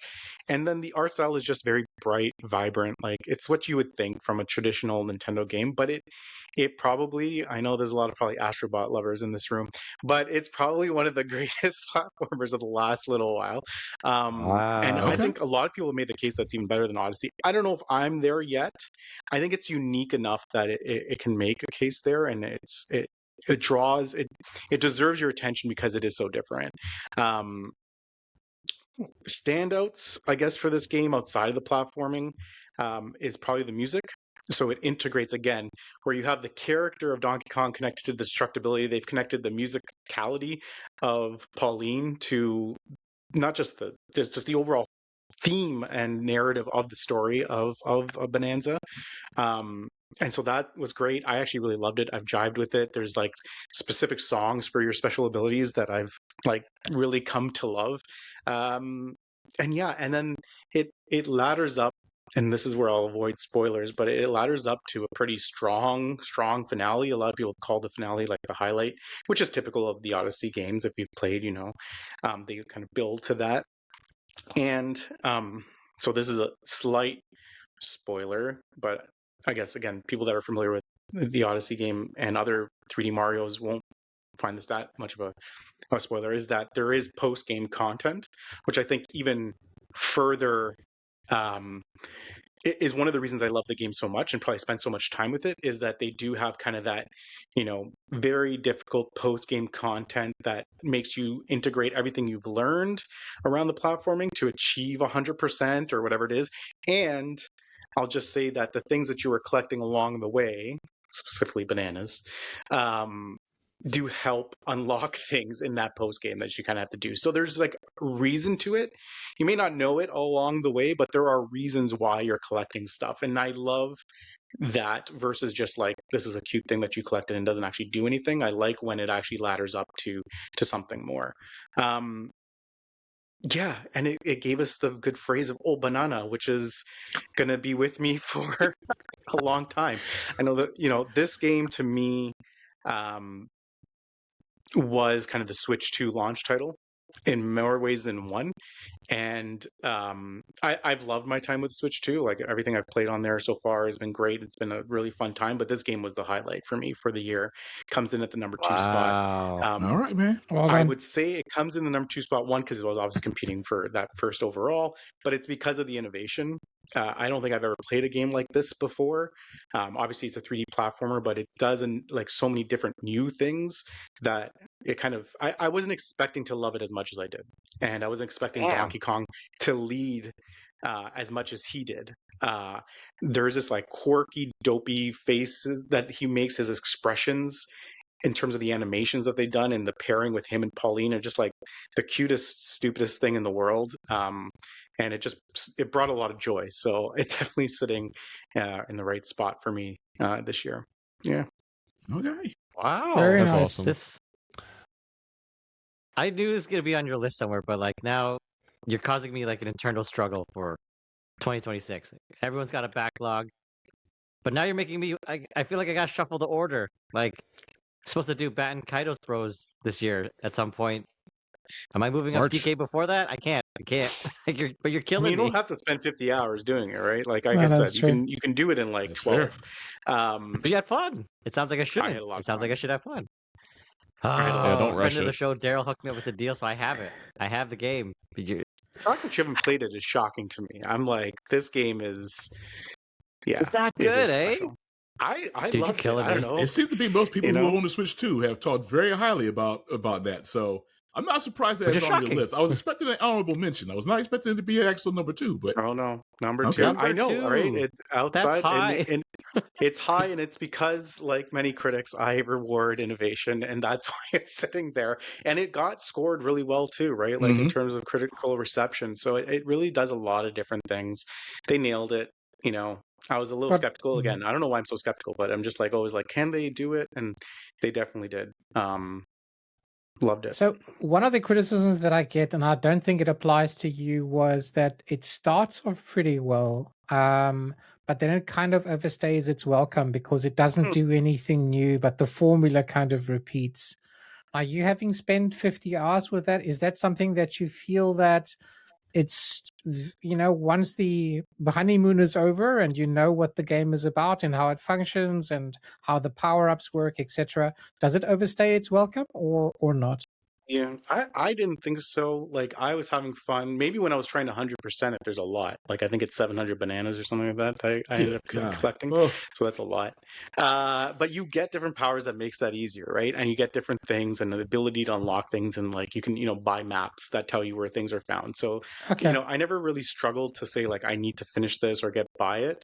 There are a lot of in the game you're going down, not up. So you're subterranean levels, and most for me were amazing, and they vary in terms of how big they are, in terms of how many like different stages there are, essentially, if you want to call it that. And I like that because you weren't just like, okay, now it's the same pattern here and the Okay, same I'm pattern here. with You you. kind of there were some that I liked more than others, and I definitely think there are a couple in the middle that I was like less in love with. Like the end is super strong, as mentioned. The middle one, like there's some like that just pose a different type of challenge. Like there's Okay.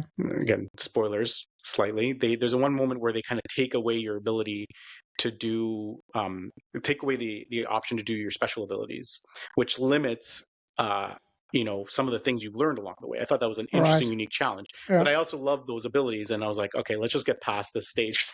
I need to get back to being able to turn into a zebra. As one That does. made no sense. As Like one that does. that shit made no sense, but it worked. I don't know why it worked. Like really buff animals that could destroy the world. But so there was different things. I'm sure that different people had different preferences around the levels, but yeah, I don't know. I didn't hear that, and I think specifically because you can just mainline it. Like, you don't have to sit there and find every single banana. You're never So you got stuck in the good same place ending, for right? too You got long. like you got the good ending, the banana god ending, Yeah, or Donkey Kong didn't The die in my banana ending. god. Yeah, it was good. Yeah. No, but I, that is one thing I won't spoil because it is worth playing through and seeing and just experiencing that for yourselves. I know there's, it's hard to say what hasn't already been said about this game, but I loved it. I even listened to those songs at the gym sometimes. They really pump up songs, Very cool. Yeah.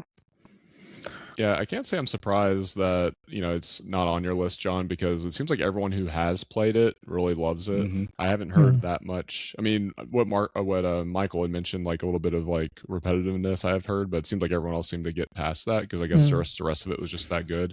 I do have this on my short list of like games I want to get when I finally get this sweet potato. I'm still in the Monolith Soft waiting room, so but yeah, I as someone who picked up Odyssey late and really enjoyed it, really you got me excited to finally play this soon. I found Odyssey way more challenging.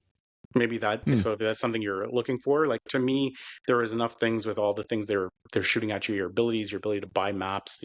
I didn't have to struggle that much here. Whereas with Odyssey, I was, you had to get good real fast. Yeah. Hey, nice. All right, Ron, what's your number 2?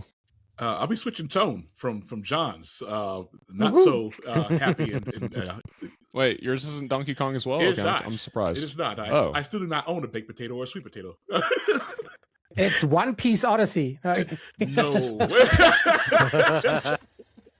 Mine's gonna be another CRPG though. Wow. It's the beginning of the year. I played Baldur's Gate 3, and was very, very, very surprised by that one. Once again, similar to what because it's kind of like when Marcus in his disco. I'm not a CRPG guy, so a lot of talk. Everybody was very hype about it, but I was kind of on the fence because I was like, man, I'm CRPGs. I've played Pillars of Eternity. I've played Baldur's Gate 2. I tried both Original Sin 1 and 2, and I just could not get into them. So I was just like, I don't know about this. But a friend of mine ended up getting it for, I think it was a Christmas gift right before. So I was like, you know what? The wheel, ironically, I guess, deemed it so. It wanted me to play it immediately, so I did. Woo-hoo. And I was very surprised. By the time I got done with that game, I really did not think there was going to be any other game that came close to beating it out for Game of the Year. The writing was just so great. The characters, especially Asterion, Shadowheart, Karlach, those were my favorites. Asterion especially, his storyline was fantastic. And the gameplay was really fun. I constantly went into battles trying to look for anything in the environment to use, whether it was a barrel, whether it was just, somebody standing on a bridge that had a switch on it. You could make them fall into a pit, fighting a gigantic spider, setting the web on fire, and the spider falls down, fall damage. There was just so much to enjoy about that game. And it was just, the pacing just seemed really good to me. Even when you were just exploring the environment, it always ended up, Larian did a good job of trying to, if you went off the beaten path, you would find something. No matter how silly or small it was, there would be something. But sometimes you would run into side missions out of nowhere. And then you end up getting involved in that. So that is one of the games that took me 100+ hours because it was just something that you just kept running into something else that was just as interesting. From front to back, even with the epilogue, they just sit there and just closed up so many things very well with that toward the end. And I don't know how different it's going to be. I guess it's really going to depend on who survives in people's party as party members in the group and what you experience with them. But that was just probably one of the better epilogues I think I've ever played in any RPG I've ever played before. Just like I said, just fantastic all around. And like I said, I enjoyed the combat. The combat was what I was mostly worried about because CRPG combat can get really crazy sometimes and too tactical. But something just felt right about that. It's like Larian nailed the accessibility to it. Still deep, but enough for you to be able to get through it. Love that game. Baldur's Gate 3 was my number 2. I love that game. I forgot you played that this year. For some reason, I thought it was last year. So no, awesome. I started playing it like right into December, but I didn't finish it until January. I got you. Yeah. How many hours? Did it take you? Man, oh boy. Probably it was definitely plus 100. I would have to go look through my PS log on that one. It's plus 100 for sure. Yeah, I'm stuck in Act 2 at about 70 hours. So it's 3 acts, right? So I would imagine 140 or for me 140. I know it was probably mid hundreds, probably, if not more. It really depends because, like I said, it really did get to the point where even Marcus would send me a message like, "You're still playing this?" Yeah. I'm like, "Sorry, Marcus, I'm really enjoying it." That's very cool. I need to try it. I mean, it's. Oh, God.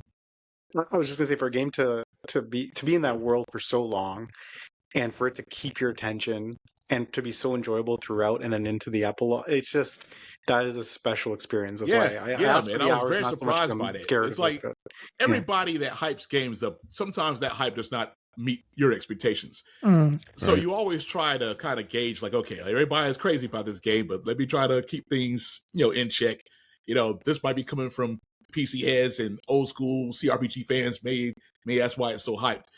But then you start playing the game, and then you start saying, like, okay, now I'm seeing what everybody's talking about. Yeah, this game is really looking good. It's like this is amazing, and then it just keeps the stakes just keep getting higher, and you're just like, man, they're really killing this. Like, and it's just nonstop, just all the way to the end. Like I said, it's just there's not too many games where I can sit in and say where it just, I feel like the very end and everything paid off for me. So that, fantastic game. I must say that the humor and the banter between party members is just par none. It's definitely one of the outstanding points of any Baldur's game, right? Because I played the very first one, played all the DLC, and played 2. I have not stuck with 3 just because other games, right, come in between. But 70 hours is there. It's on my backlog to finish this year as well. And that voice acting is just out of this world. It's just absolutely superb, right? So it carries that game in many ways. But that humor, that banter, top notch. Yeah. So the banter is very much on the back during the old BioWare when they were in their prime days. Exactly. Yeah, exactly. Yeah. So, but I love it.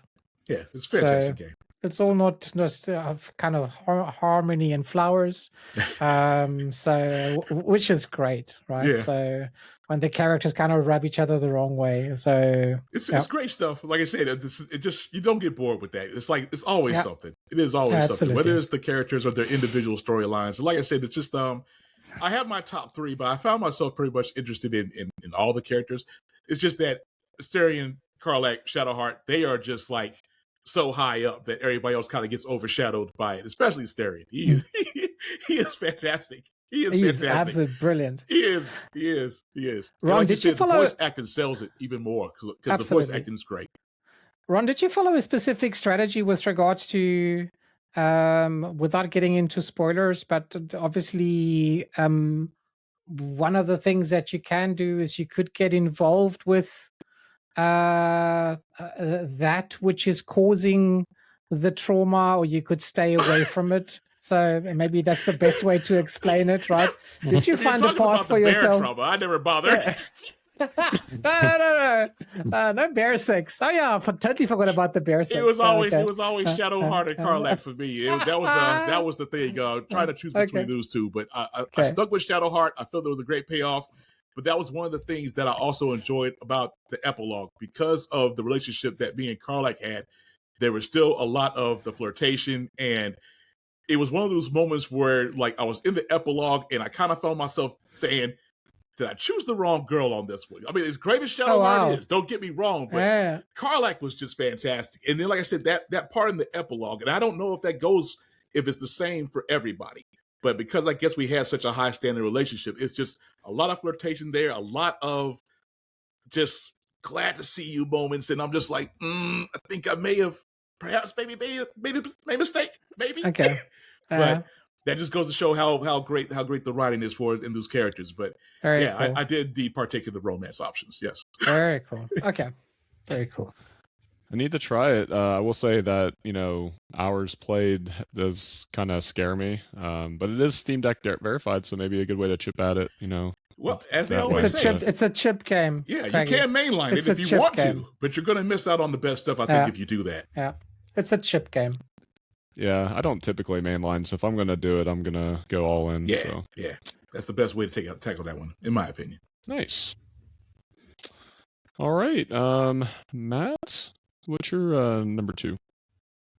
My number 2, I'm not going to go into it at length Drum roll. because, spoiler alert, we already did an episode on it with friend of the show, Antics. So Wow. I was not all expecting 13 of us. Pikmin to be here. No. Oh yes. Oh. So all 13 of us will be happy that this is at my number 2. Everyone else is gonna throw tomatoes at me. I don't care. I love Pikmin 4. Eggs. I love eggs, tomatoes. Bring it on. Just add some ketchup to it, and I'm fine with it. But I love Pikmin 4. It is my number 2 game. Absolutely adored it. Like I said, if you want to hear more about it, we did a classified episode with me and Antics. Short version is, took me by surprise. Like, this is the definition of fun, where story's there, but who gives a shit? Like, it's just so much fun. Like, you're just rolling into it. There's just so much to do. It's a tactical RPG. Like, there's just so many options of, like, do I want to spend my time and resources building up my army? Do I want to explore different areas? Do I want to actually do the main stuff? And it all just intertwines so seamlessly. Like, I never felt like, oh, I don't know what to do with my time, or which one should I prioritize, because it didn't. The game, at least from what Antics says, like, it's the easiest one, so I never felt punished for prioritizing certain tasks in that area. So again, I picked it up on a sale. Nintendo sales are different from proper sales, so I picked it up for $50. Yes, that is a sale. But listen, it's my number 2 game of 2025, which means I should have paid full price. Pikmin 5. Antic says I'm going to be 50 when it comes out, when I'm 10 years from now. I will buy it day one for whatever price video games are in 10 years from now. But I would buy it day one. Like, I am Pikmin pal all the way. Big fan of the IP. Already own Pikmin 3. Yes, I own Pikmin 3. It's in the backlog. Pikmin 1 and 2 haven't picked up yet, but happy to play the older ones until I get the new one. Yeah, took me by surprise. I'm shocked. I'm shocked at how much I loved it, but it is number 2. It's just fun, guys. Sorry, How long not did it sorry. take you? I was going to be an How long did it take you, Matt? I think I ended up doing typical Nintendo, like John said, like, there are optional quests to do after the end. And like, I message Antics, I'm like, do I really need to do these other planets? And he's like, well, spoiler alert, are you gonna leave your dog like that? And I'm like, okay, fine. Made me feel like a jerk for asking. So no, I'll not leave my dog. Let me go save his ass. So it did take me around like 40-ish hours. Okay. I would say maybe like 80% completion. And again, like, there's no platinum trophies in Nintendo Land, but I just did all the side stuff because it's fun.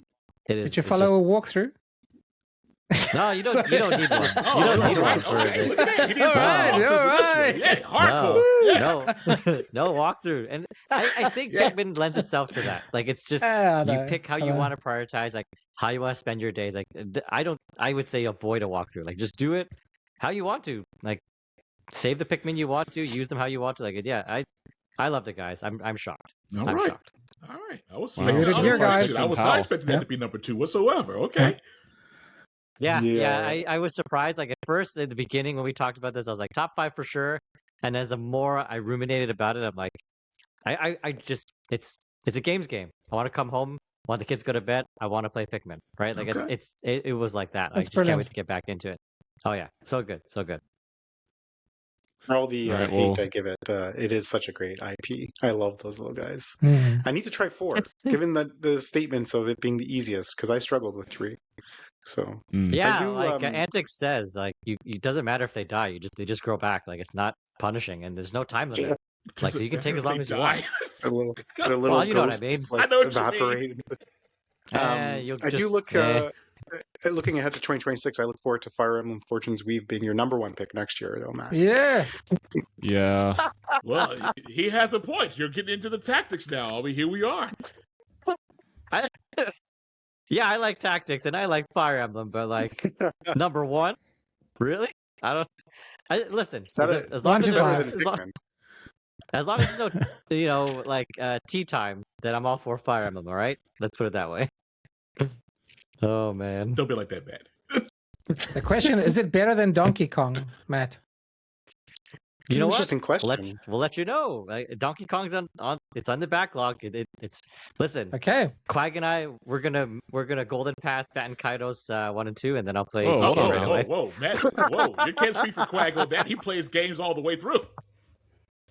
Matt, when you go back and edit this, make sure you listen to that PSA I had earlier. Don't Golden Path games. Yeah. What I meant was by the time I Golden Path and he 100%s it, we'll finish at the same time. No, wait, hold on. Not Golden Pathing is not saying 100%, because actually, if you look up online for 100% of Bat and Kaidos, at least the first one, it's Yeah. like 300 hours. Yeah, and no, thank you. I am not doing that. 300? Are you serious? Yeah, There's some weird. Kaidos is involved. Yeah, There's some weird like mechanic, and I can't remember because there's actually someone who speed ran it, but like yes, like there's something weird with it that technically to 100% it's like insane. So don't do that. Played it 20 years ago, so apparently I didn't play it thoroughly. It's just 60 hours back then. It was 300. I missed a lot. Whoops. Wow. Well, I hope someone checks on Antics, because I don't know if he expected this to come up on this episode. If pick him up off the floor. He'll be Hope excited he's about it. okay.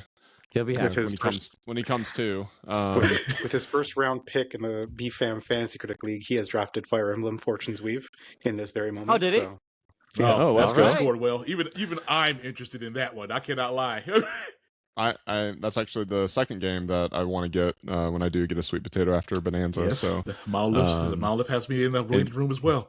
I am not gonna lie. And John, thanks for that hype factor input there, where you're checking on our draft as we're podcasting here. I love it. You're welcome. All right, Marcus, what's your number 2?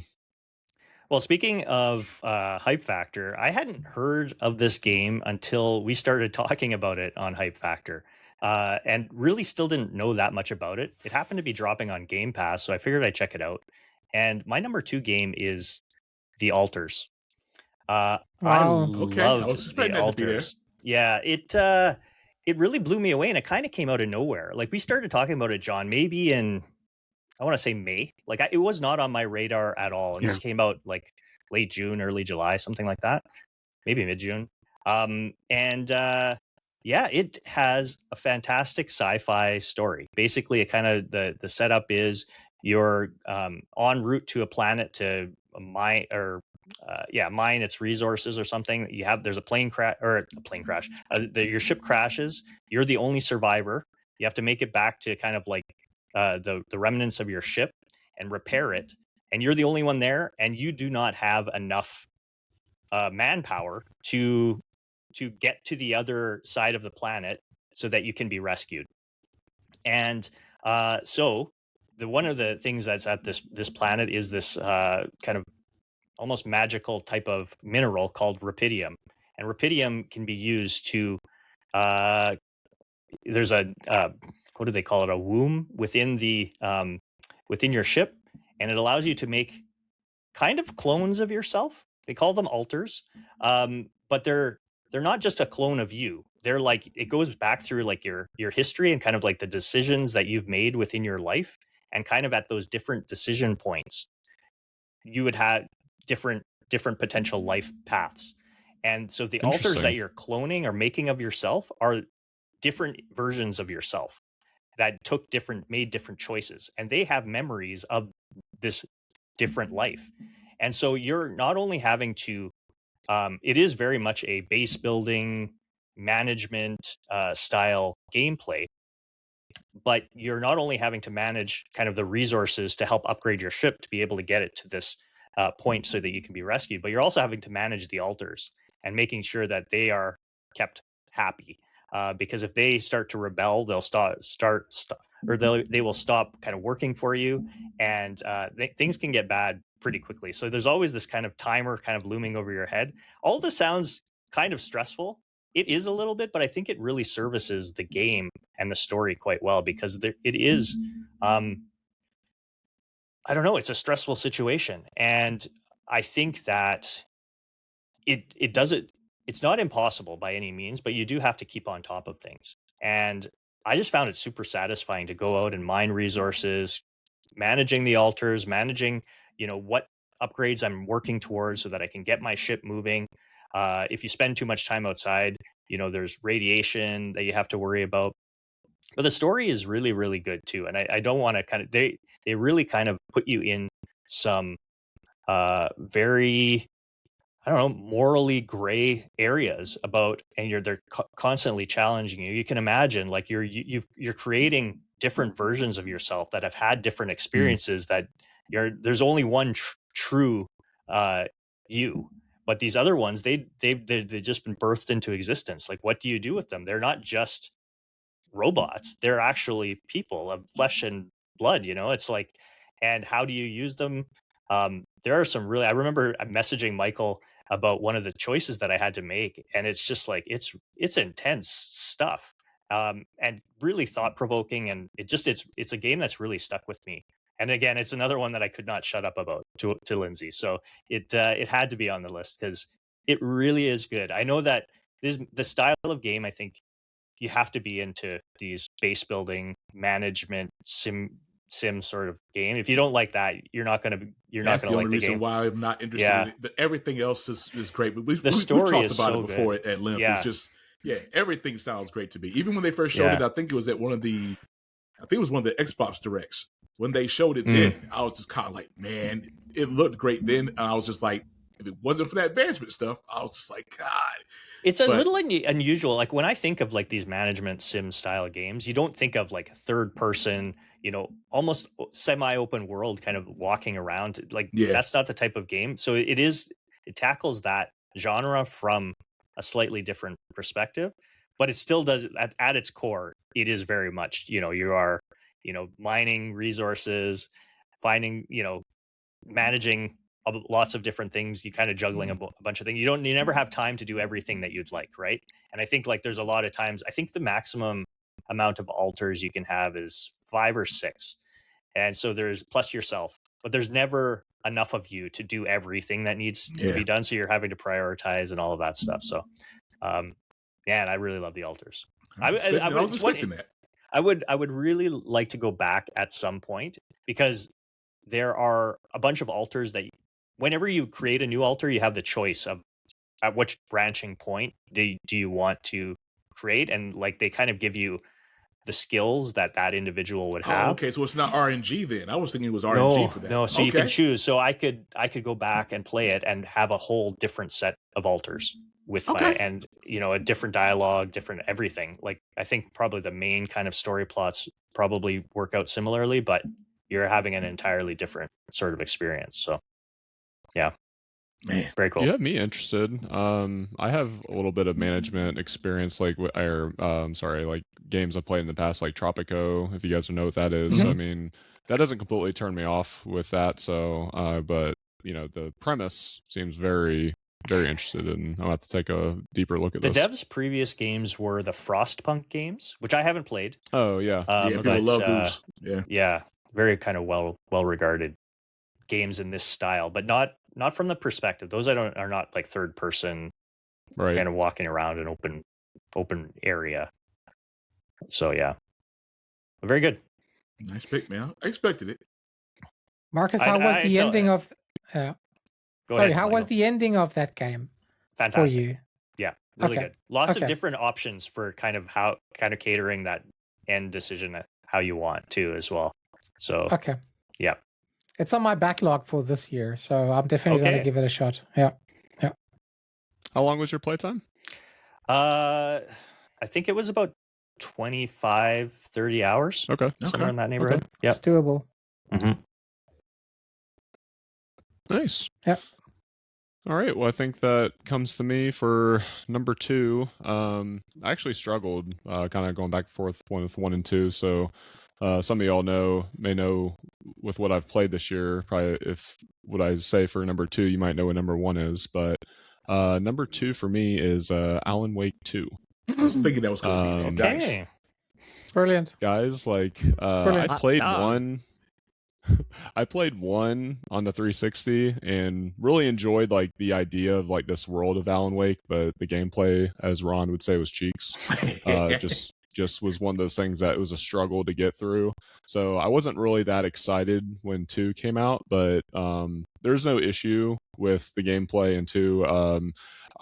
I kind of would say that I think I've shared with a couple people here, maybe Matt in particular, because I think I was trying to get him on board. But I think they kind of copied like Capcom's Homework. Like I think now it plays very much like, what I would say like the more modern Resident Evil in terms of like, 4, 3, like the over the shoulder, plays really great, which, again, is very helpful because, again, I wouldn't say Alan Wake 2 plays anything like a Resident Evil game in terms of its story and themes and everything like that, which, at least to me, like, I think I've shared before, like, I really like these, like, stories that they're just kind of disjointed and you're trying to figure out what's going on, and like this is coming in and you don't really ever fully know what's going on. And some people, that's going to bother you. Like you need like a story with like the bow, at the end that just like tie everything up perfectly. This is not this series. There's definitely a lot of questions, and I personally enjoy looking at all the Reddit threads of like what this means and what that means. Like that's just if anything I'm saying you're like, ooh, like that does not sound good, it may not be for you. Like where I said The Last of Us Part 2, or I'm sorry, The Last of Us series is probably required gaming for everyone. Alan Wake 2 is definitely a Cwaggy-ass game, but I don't know if it's for everyone. And as much as I liked it and would like people to like it, it may not be. But there is just parts of this game that just go out there and left, right, center field, like just all over the place, and I love it. I think some of this stuff was pretty heavily spoiled, so especially if you watch some stuff like with the Game Awards, like you probably know what I'm alluding to. But just seeing that in a game, is just crazy, and I love Remedy for just being themselves and doing things like that. So really, really special game. Don't really want to touch on a lot of like what the game is because I think that's what makes it special. Don't want to spoil it, but I'd say in terms of like if you like a game that plays, like the more modern Resident Evils, and you don't mind, putting the puzzle pieces together of what the Alan Wake universe is, and if you've played other Remedy games, maybe beyond Alan Wake universe, I'll just leave it at that. Then I think you'd really enjoy the series, and in particular 2, because it definitely plays a lot better than 1 ever did. Yeah, I was hoping that was going to end up being there because I know how much you enjoyed that. But bringing it back to what you were talking about with the way that Remedy's kind of embraced this style that they have now, I think that Control kind of opened that up for them, because Control was very, like you said, you never really knew exactly what was going on. You had to read the memos, watch the videos and stuff, everything. Sorry, Matt, you got to read. Yeah. Oh boy. But it was just like you said. It's just, the more you watch the videos and stuff, the more the story comes together. Alan Wake 2 is not my style of gameplay, but I did watch the Let's Play of it, and I enjoyed every minute of that. It's far exceeded the first one. Way better than the first Alan Wake, for sure. Remedy has kind of really have found what works for them. Yeah. I'm so glad to see that made it on your list. Very cool. I've been bugging Matt to play these games for years at this point. I think they are right down his alley. I don't think he's going to play it on easy anyways. I think he won't have problems with the first game's gameplay. It's not the best, but I think that everything else about it will certainly surpass that issue. Michael and I actually played this for a book club, kind of video game book club that we were doing with the Trophy Room shortly after it came out. And yeah, I think we both really, really love this game, Michael. Absolutely. Yeah. Absolutely. I'm just wondering It's whether on my Deku deals list. It's there. Just waiting for a good sale. Yeah, you should. There. Yeah, the question is, can you actually read on a 1080p TV? I'm not sure. Okay. Whoa. The shade. Absolutely. Yes, absolutely. Been reading on it for 10 plus years, Michael. Maybe that's why I have glasses, but yes, you can. Good God. Well, you might be onto something. Could be onto something. Or Matt. Maybe this business catch the bullet. Now, hold on. That Michael was might be like- on that was like something. a- Maybe Matt would be enjoying reading more on a 4K TV. you I know? think so. Was that the I selling think so. point for my power It book could for my be. wife? I can Yes, finally read my you video can games. read. Perhaps you won't need the I glasses read. anymore, maybe. I'm That not was sure. like that was like a drive-by. Michael just Yeah. like shot It really right was. at Bam, bam, bam. So just Matt, just in case, Alan Wake 2 is not a retro game. If it looks like a retro game, it's because you need a new TV, right? So Damn. No, waiting for the sale. Yeah, so- Marcus. I think Marcus sold me in a while, and Yeah. I think the lowest I've seen it is 60, maybe 55. But I'm like, backlogs at 20 plus games. Like I can hold out till like 30, 40 bucks. Play Like, the it's not gonna first move one up first. You'll get fast. that one real cheap. You get Yeah. that for $10 or less. That's true. Yeah. And they're not You long guys- either. The first one's like 8 hours, 9 hours, something like this. Yeah. So You know I'm team physical. Do Yeah. you know how much a physical copy of Alan Wake Hmm. 1 is for the PS4? Well, they made It's a a rare remastered. Yeah, but the It's a rare remaster still item. costs more? it's not more than a controller. It's rare. It's very rare. Is The it? PS4 Oh. version. Yes, the physical. It's very expensive. Oh yeah. I mean, yes. Was it I could buy cheap. remastered digital only? No, I think it's a limited physical run. That was what they did. I'm not sure Oh, if okay. that company, but they didn't make that many physical versions of it. Yes, it's like $10 digitally. But anyways, yeah, no, I think does not the Alan Wake 2 Deluxe, does it not come with both games? It does, right? It could be. That I It don't could know. be. Yeah. I'm not sure. I bought the deluxe on Epic Game Store. I didn't get. I got the DLC. There is DLC, and I would Oh, definitely recommend Maybe I'm Yes. wrong then. playing the DLC for Alan Wake 2 as well. But The DLC is a definite recommend. mhm. Okay, but play Alan Wake 1, then Alan Wake 2, not the other way around, Nope. right? No. I Full skipped experience. playing Alan Wake 1. I think Alan Wake 2 does a good job catching you up. Yeah, and you can always Yeah, just watch so- a little story recap for Alan Wake 1. Exactly. Yeah. Yeah, Play it though. you know, It's short. Play You'll like it. I'm Yeah. telling you, you will See? like that game. Yes. No one Yeah. likes that flashlight gameplay in the first one. It's poop. Is it all flashlights? There's no guns? There's no pew pew There- pews? There are guns too. Oh, it's pretty Okay. cool, all right, but it's not good. Yeah, it's not great. I'm not trying to oversell the combat, No, but no, it's actually play it on yeah. easy. It's fine. It's fine. All right. Eventually. Craig, I'm Craigie, waiting for how it. was the dance insert without spoiling it too much? How did you find that? Did you enjoy that moment? Fantastic. It's so or good. Yeah, how was I that for mean, you? yeah. I mean, that was kind of what I was alluding to. Is like just like things that actually, you would not see in a AAA video game, right? Yeah. Like just kind of pure nonsense, but absolutely loved every minute Make of it it. work. Like, Absolutely. Make yeah. it work. Yeah. Highlight. yeah, Definitely highlight. Very special. One of the gaming great highlights, right? Mhm. Mhm. Definitely out there. Definitely belongs like in a top 10 list. Yeah. Absolutely.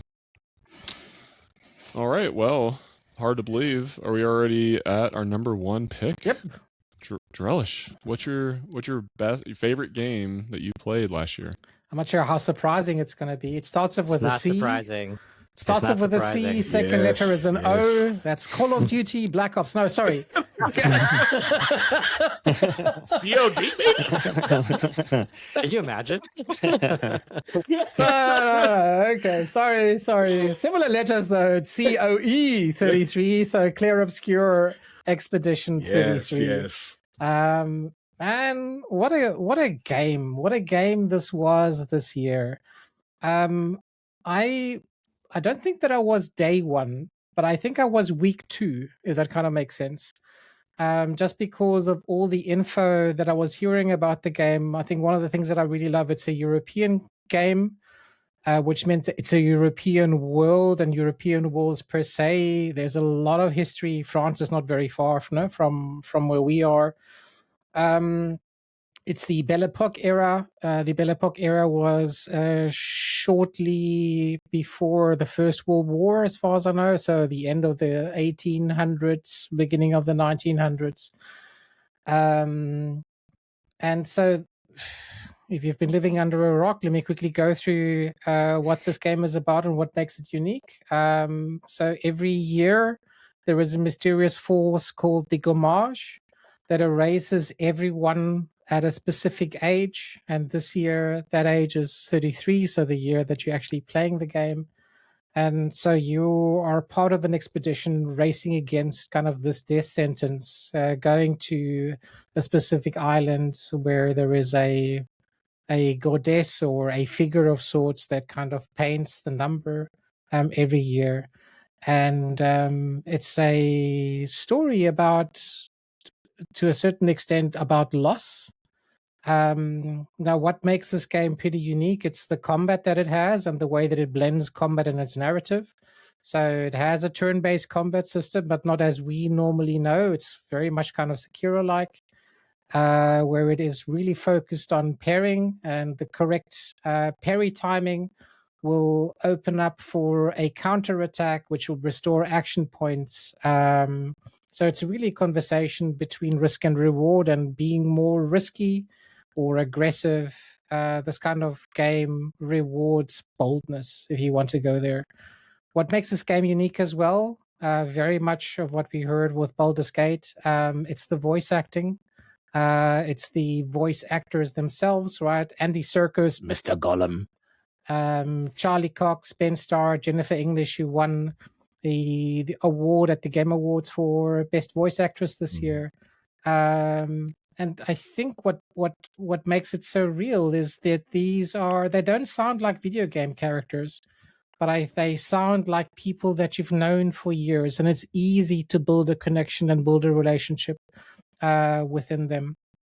Where it pushes storytelling, which was the second most important theme for me, was it talks about grief and loss. It doesn't circumvent those two issues. It makes them the center of their story. And so the Gommage isn't just a MacGuffin that you hunt. It's kind of a ticking clock of mortality, kind of made manifest. And it explores how people respond to the certainty of loss and the certainty of death.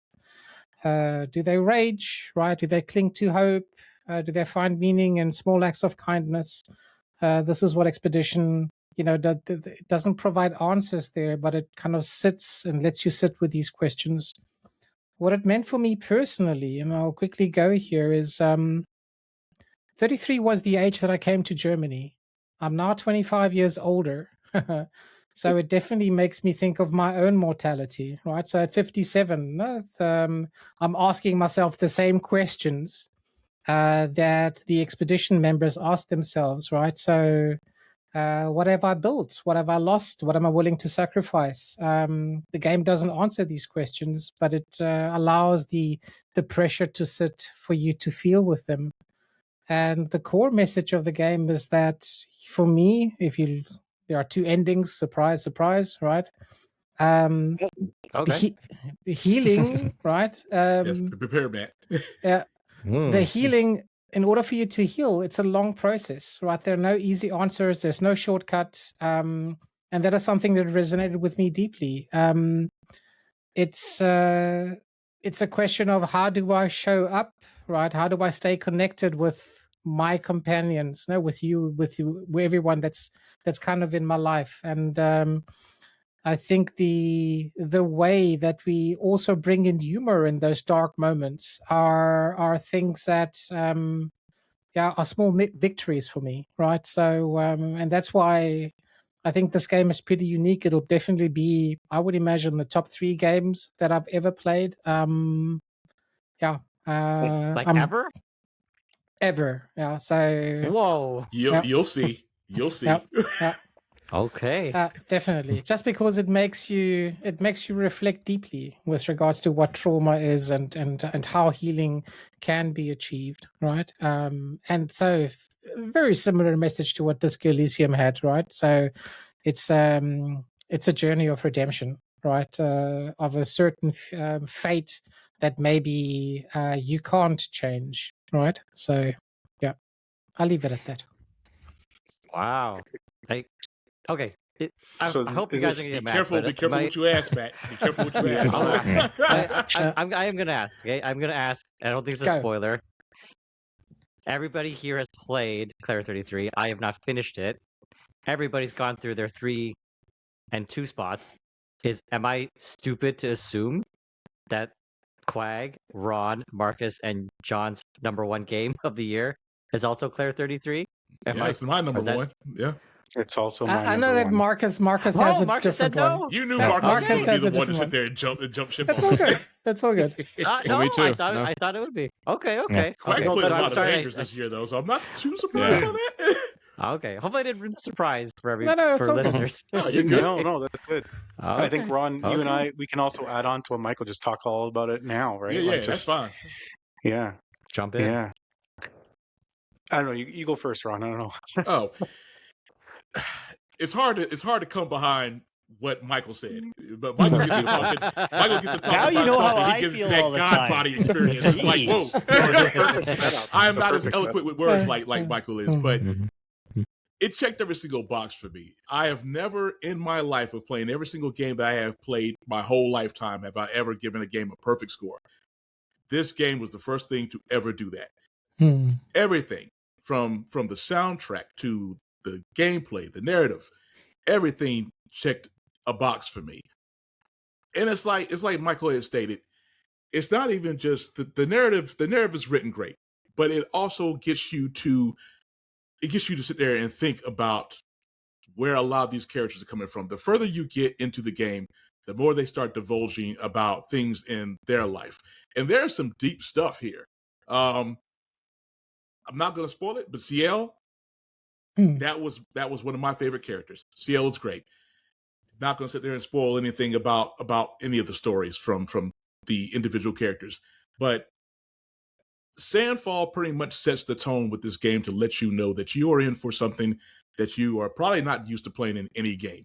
Right from the jump, right in the beginning, they already set the tone. Like, this is not going to be a game that you're going to be holding hands, singing, and having a happy experience with. Right from the jump, they do this. And then just when you think to yourself, like, okay, they started off like that, surely, they're going to take a break and break up the pacing and give us a little happy moment. Nope, they swerve you again. And I have just never had a game start off like that. Like, instantly, they're just like, this is what you are going to be getting into. Get used to feeling like this. And they keep that going the whole way through. It is so hard to even say a lot about the game without spoiling. Even like Michael has said with the ending of the two different endings, you're going to find yourself actually thinking like where to go with that. They don't make it easy for you. And oh wow, I like that. I like the fact that they make you think like, which way should I go? Because you see the good in each reason. But once again, can't go too deep into it. So Sandfall just really did a fantastic job. And for anybody who has played that game, I really suggest that you go look at the documentary that Skillup did about the whole Sandfall team and the way this thing came together. This game should not exist. And this game should not be what it is, where it is almost on every single game of the year list, no matter what publication, website, whoever you talk to. You look at the way this game came together and you say to yourself, this is nothing but just luck, timing, and it's amazing. It is amazing. But yeah, it's not too much more I can add without going to spoiler territory. Fantastic game. My number one easily. I didn't think it was going to beat Baldur's Gate 3, but it was something special about this game, even when they first showed it at that Xbox press conference the year prior.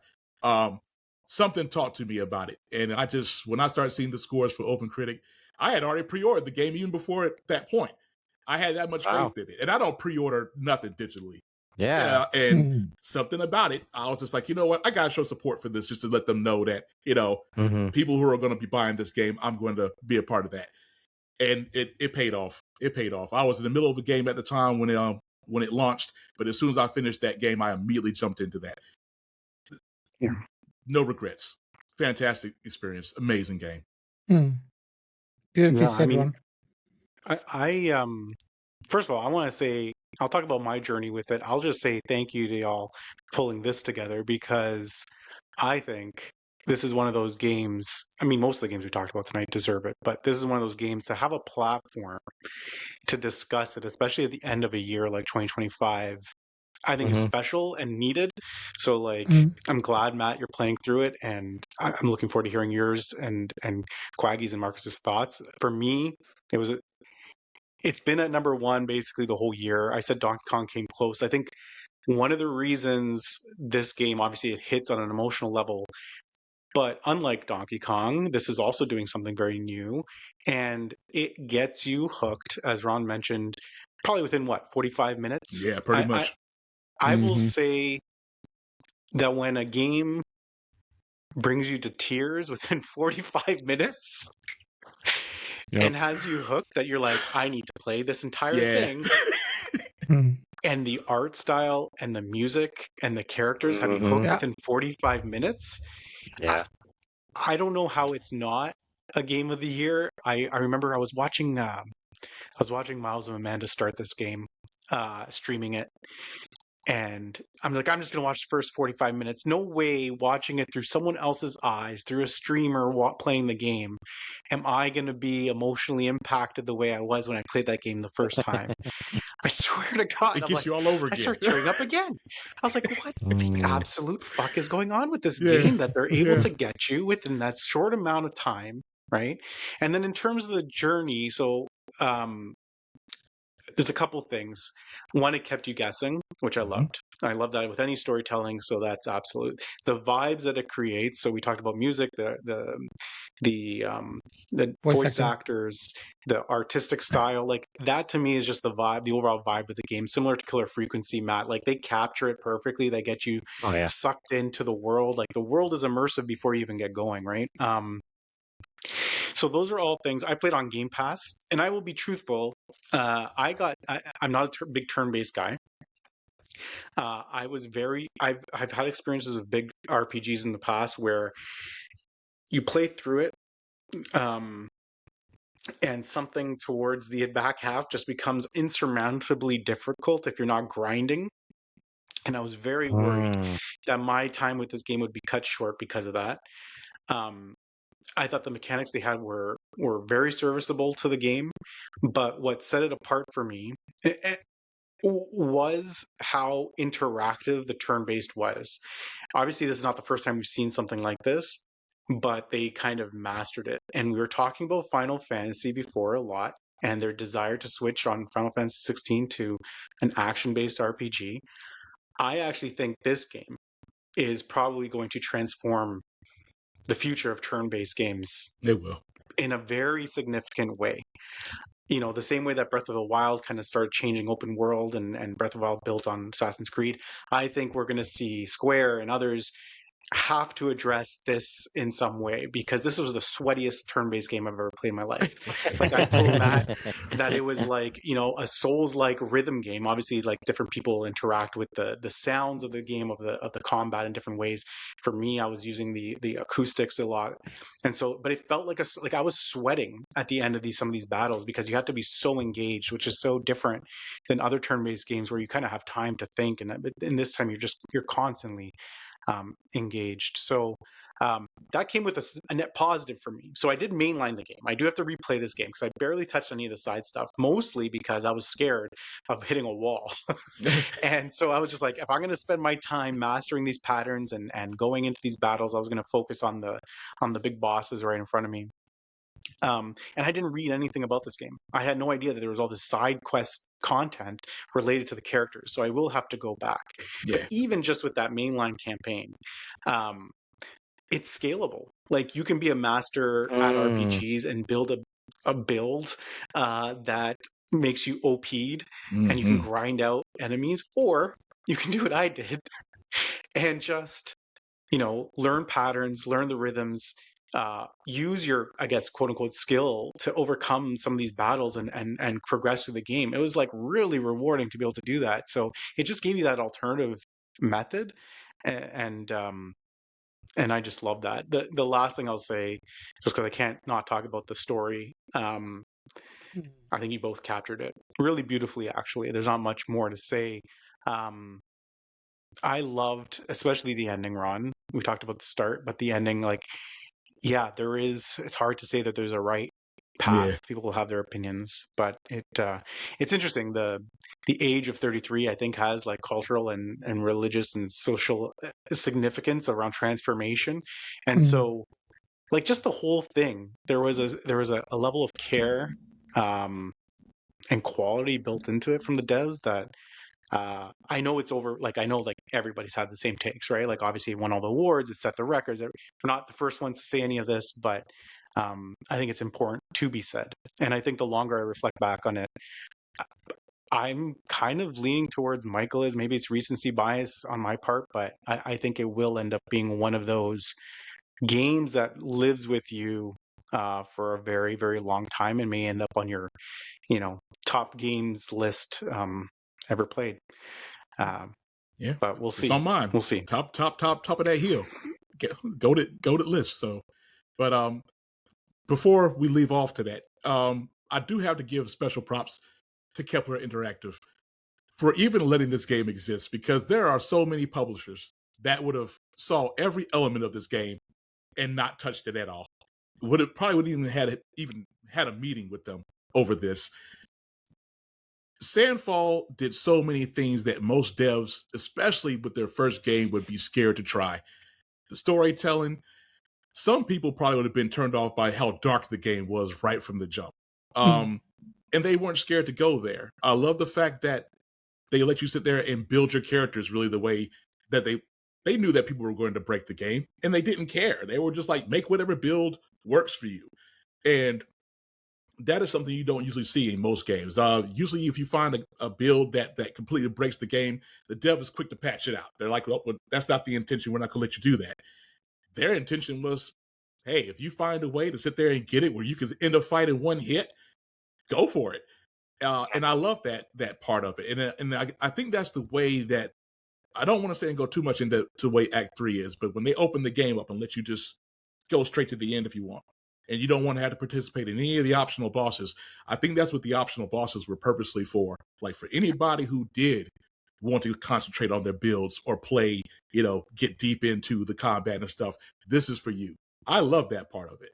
And I love the fact that if you want to platinum it, you are going to have to get a taste of every bit of the optional stuff that they got for you. And some of those bosses are a good time. But then you can also build a build that will end the fight before it even really gets going. And you don't have to worry about it. I love the fact that they refuse to really patch that stuff. And they just like, here, just have fun and do what you need to do with it. And here you go. So props to both Kepler and Sandfall. Because like I said, it takes a lot of bravery in today's gaming landscape to take a chance on a game like this. And just props to both. Like I said, and to have it work out this way. I mean, everybody pretty much enjoyed this game that played it. The accolades are all around, and it's well deserved. Like I said, the only thing that I feel sad about for Sandfall is that now their next game is going to be held to this standard, and their next game can be completely amazing, completely great, but because it is not Expedition 33, people are going to be upset. So they have set that bar immediately high. But maybe in their eyes, that's a good problem to have. But like I said, props to both of them for having the bravery to put this game out. Like I said, totally great experience.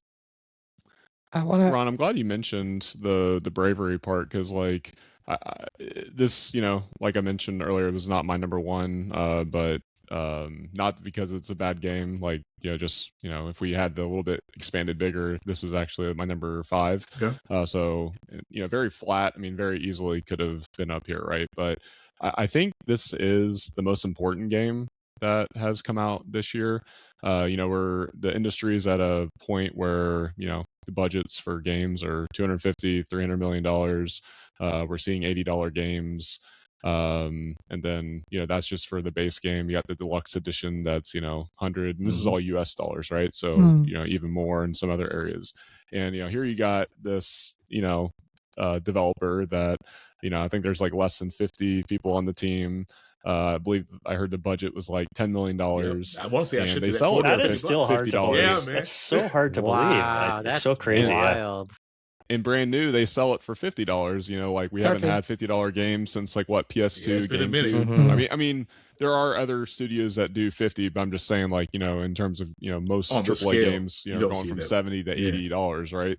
And it's winning all these awards deservedly. I mean, again, not my personal game of the year, but I'm not surprised that it won the Game Awards. I'm not surprised that basically half of the people that were on this call on this podcast that had it as their game of the year. Doesn't surprise me at all. Fantastic game, but really, I'm hoping that people, and especially these publishers, take notice that you don't need a $300 million budget to win game of the year, because obviously you don't.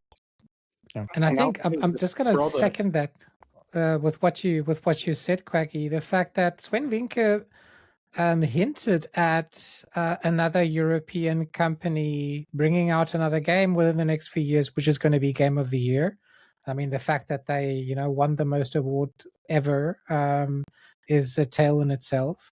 But what I really appreciate is the fact that regardless how the success was, this game doesn't have any microtransactions. It doesn't sell you, right? I don't know, an extra cape or an outfit or whatever for another $2.99, even though they could do it just because of the popularity that it has. And I remember Sven, I'm paraphrasing his speech, but I remember Sven saying something like, the only thing that this company wants to do is tell its story. And I think that they've met that. Right.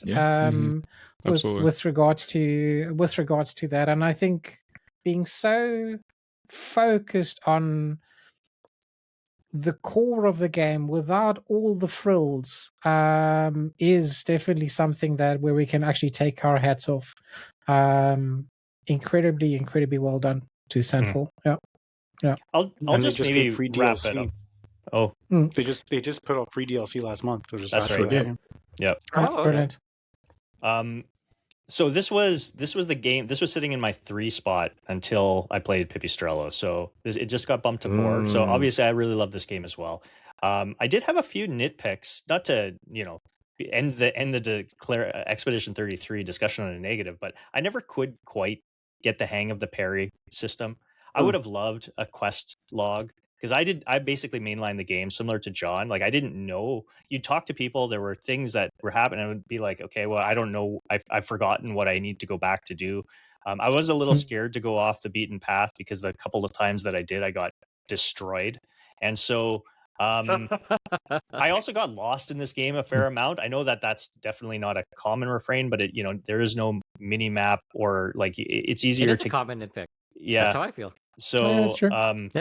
There was enough of that to kind of bump it to 4. But I played and beat, I think it was 55 games this year. So to be 4 out of 55 is pretty high. So I did really, really enjoy the game, and I think you guys have summarized kind of all the positives. You don't have to worry about nicely. the parry, Marcus. If you can end the fight in one hit, you don't need to worry about it.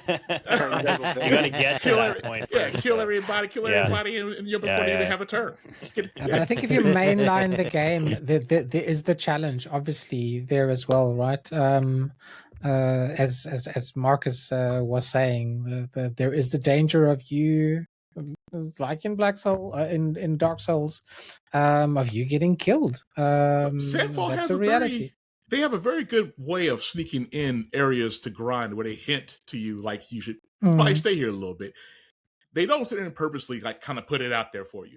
But there are moments when you have a fight and you see how much experience that you get in that fight, and you're like, this seems like maybe a fight I might need to, repeat for a while. Master. But that's for grind. But that's for people who grind and whatnot. They can find those little spots and whatnot to that. But I mean, the good thing is that even for people who do not want to invest in that, at least you can still mainline it, still beat the game. So that's a good thing. Nobody gets blocked off by the completion of the game. Forcing you to, hey, you got to grind in order to beat this. So that's a great thing too. Sandfall left it to the point where like everybody might not want to do this. Let them go ahead and still be able to beat the game without putting too much investment in all of that. And the dodge still exists, because I wasn't that great at parrying, until I got used to taking on certain enemies, and I was able to nail down the visual cues. I never heard the audio cue that everybody talked about, but I also didn't play with headphones. People say you didn't need it. I never heard it. My daughter never heard it. Any of my friends at work haven't heard it. So I It was don't more know. of a feeling. It was more like a feeling, you know. You I just went feel off the it. visual, but it got Yeah. to the point where Funny. I started nailing the visual just fine. But like I said, it got to the point by mid-act 2, I didn't need to worry about it anymore. My characters were completely breaking the game. I was in fights early. I didn't need to worry about it. But I'm just glad that people were able to enjoy the game and beat it without having to really invest in nailing that parry down, because they did not go the FromSoft route with that. Thank goodness, where you have to sit there and get this mechanic down in order to sit there and beat the game. Totally with It's you. a transformational game that I think will, they talk about like those generational games that move the industry forward, and I think Cwag, you summed it up. Like, it's a very important game that I think will accomplish that. Definitely, definitely. All right. Well, wasn't on purpose, but I think we knocked out a few birds with one stone there. So, Matt, what is your number one? It's not Claire 33 because I didn't get to play it last year. Only It'll be next year. Exactly. Could be Next World 2026. Collide, Yeah. for sure. Spoiler. That's right. That's right. That's right.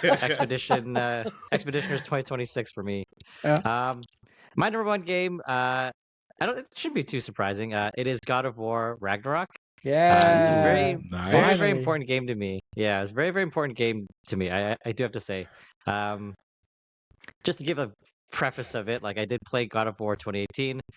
Really, really enjoyed it when I did play it. Didn't get the platinum, but it was very hard for me to play just because the game was like holding a mirror, and just kind of showing an aspect of my life that is true to me, but it's still hard to watch, right? Because, not a big spoiler, but like, there's a strained relationship between Kratos and Atreus. They still love each other, but that's the purpose of that game. Like, and then if you watch all the documentaries, Corley talked about it, because that's what he was feeling as a new dad. Like, he kind of wanted to explore the story of what it's like to have this loving relationship with your child, but there's still some disconnect to it, and he was exploring that. So me playing the game again, objectively, 2018, like, great game, combat's great, story's great, loved it, but just having that mirror shown to me, it was hard. So that's kind of why I didn't jump right into Ragnarok, because I was confident, like, I'm a Sony pony. I knew it was gonna be a good game, but I just was never really ready to have that mirror shown to me again. And I'm pretty sure I talked to every dad on this on this call, where they're like, not spoiling it for you, Matt, but Ragnarok's going to be a good experience for you. And I was like, okay, that was very comforting to hear from the dads on this call, where they're like, yeah, you'll be fine. Not to spoil it. Eventually went on sale, picked it up, and I was like, okay, let me see what this has. And if it hurts, it hurts. It's not a big deal. But I'm very happy to say it was a very, like everybody assured me, it was a very cathartic experience for me, a very healing process for me. I was in tears like 20 minutes, like, because, and I don't want to spoil too much of it, but just no dialogue, but just seeing Kratos, the way he would look at Atreus, or the way, like, he would put his hand on his shoulder, I'd be sobbing from that. And then, like, we joke about it, but this really is one full experience. You cannot play 2018 without Ragnarok. You shouldn't Agreed. play. You definitely shouldn't play Ragnarok without playing 2018. But if you play 2018, like, you have to see it through, because the character growth from 20. I mean, yes, the older ones are kind of important, like the OG ones, but I would say, like, if you play 2018, like, you have to see it through to see the relationship, to see the growth, not just between Kratos and Atreus, but their relationship. And it was beautiful. So it was a very, very healing process for me. And, because I was emotionally invested again, just enjoying the story. I don't know if just a different gamer or not, but, like, I love the combat. I loved it so much that past halfway through, I bumped it up to the hardest difficulty, because I was like, this And I was is so proud of so you. I was much so proud fun. of Well you when you told done. me that. It was so much fun. Like, yeah, I could not believe how much fun I was having. Not on you have to unlock the god tier modes. I couldn't do that one, but whatever was available, the hardest mode, because I was like, I want to enjoy these fights. Like, it was so much fun. And I remember playing it, and I was like, I didn't use a guide. Okay, this is a good platinum. I didn't use a guide. Didn't use it. And I was like, I'm just gonna play, just enjoy it. And again, once I was, past 40 hours, I'm like, okay, just let me look at the trophy list. And I'm like, okay, I've done most of these things. Whatever's left, I can figure out most of it. One or twice I had to look up where something was, like the Odin Ravens or whatever. But otherwise, like, it's a very, very straightforward platinum trophy. So went for it, got it, and yeah, looking back at 2025, I know a lot of people might criticize like it's just DLC to God of War 2018 or whatever, but listen, I number one, I would disagree. It's not DLC. Yeah, And number definitely two, not. I don't think it's inherently a bad thing for a sequel to necessarily keep what worked in the game. I mean, there's enough tweaks to it that makes it different, but I don't think it's a bad. Like if the formula worked, really, what's the point of just doing a 180 and changing all the combat exploration that just comes for back to what we've talked about before in the podcast, is that when a game exists that long, and especially when gaming has existed that long, it's going to be impossible really to come up with fresh, brand new ideas like that. Gaming's been around too long. And God of War is pretty much at its point where this is what it is. Lucky for them to sit there and throw in new things, but usually it's more combat stuff than anything else, which is fine. I mean, like I said, you can't always find a way to innovate certain genres. They've been around too long. It's just the way it is. Yeah, it didn't bother me. Like it's I wouldn't say the word's comforting, but it's just like, yeah, the combat's great in 2018. Please don't mess it up. Here's the same combat, some new weapons that are more fun. Some minor spoiler, some new characters you can play as. Like it was fantastic. So very, very happy. Like it was a very, very healing process for me is what I can say. That's what I can say. So yeah, number one. And I must say that game for me has the strongest female characters, or at least character, in the form of Freya that I've actually ever encountered in a game. Freya seriously had such growth also as a character. What and right? I don't want to spoil it, but man, what an arc! So seriously, I would do the Mexican wave, right? Seriously, with regards to her character development, I fell in love with Freya. Yeah, sorry. Yeah. Cwag, you haven't played it yet, right? So I played 2018 this year. Okay. It was number 9 on the list. And again, like a lot of those there were just very close together. So it doesn't mean I hated it, but picked up Ragnarok here around Christmas. Okay. So plan to play it this year. And who knows, maybe like Matt having Expedition 33 for next year or this year later on, maybe I'll have Ragnarok in there. All right. Hopefully so. Matt, what was your favorite verified, so I'm ready.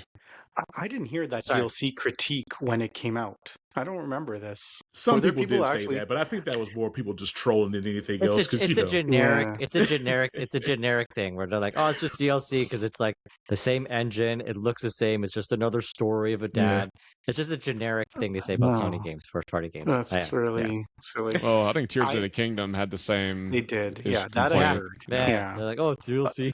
When a game is that good. God damn it! Give me more of it. Like it's hard to change the formula when it works. It's like what do you change exactly? Yeah. How about that game? The drop near spear. That's pretty good, right? That drop near spear is great. That is the greatest weapon of the God of War universe. Yes. It took me a while to get used to it, but yeah, I switched that. I'm like, yes, this is my favorite one. Yeah, man, that spear. Yeah. For me, Ragnarok was the game of the year it came out. This is the first year I've actually been so organized around my thoughts and actually taking notes, but it was the year when it came out. It's an emotional ride that pays off.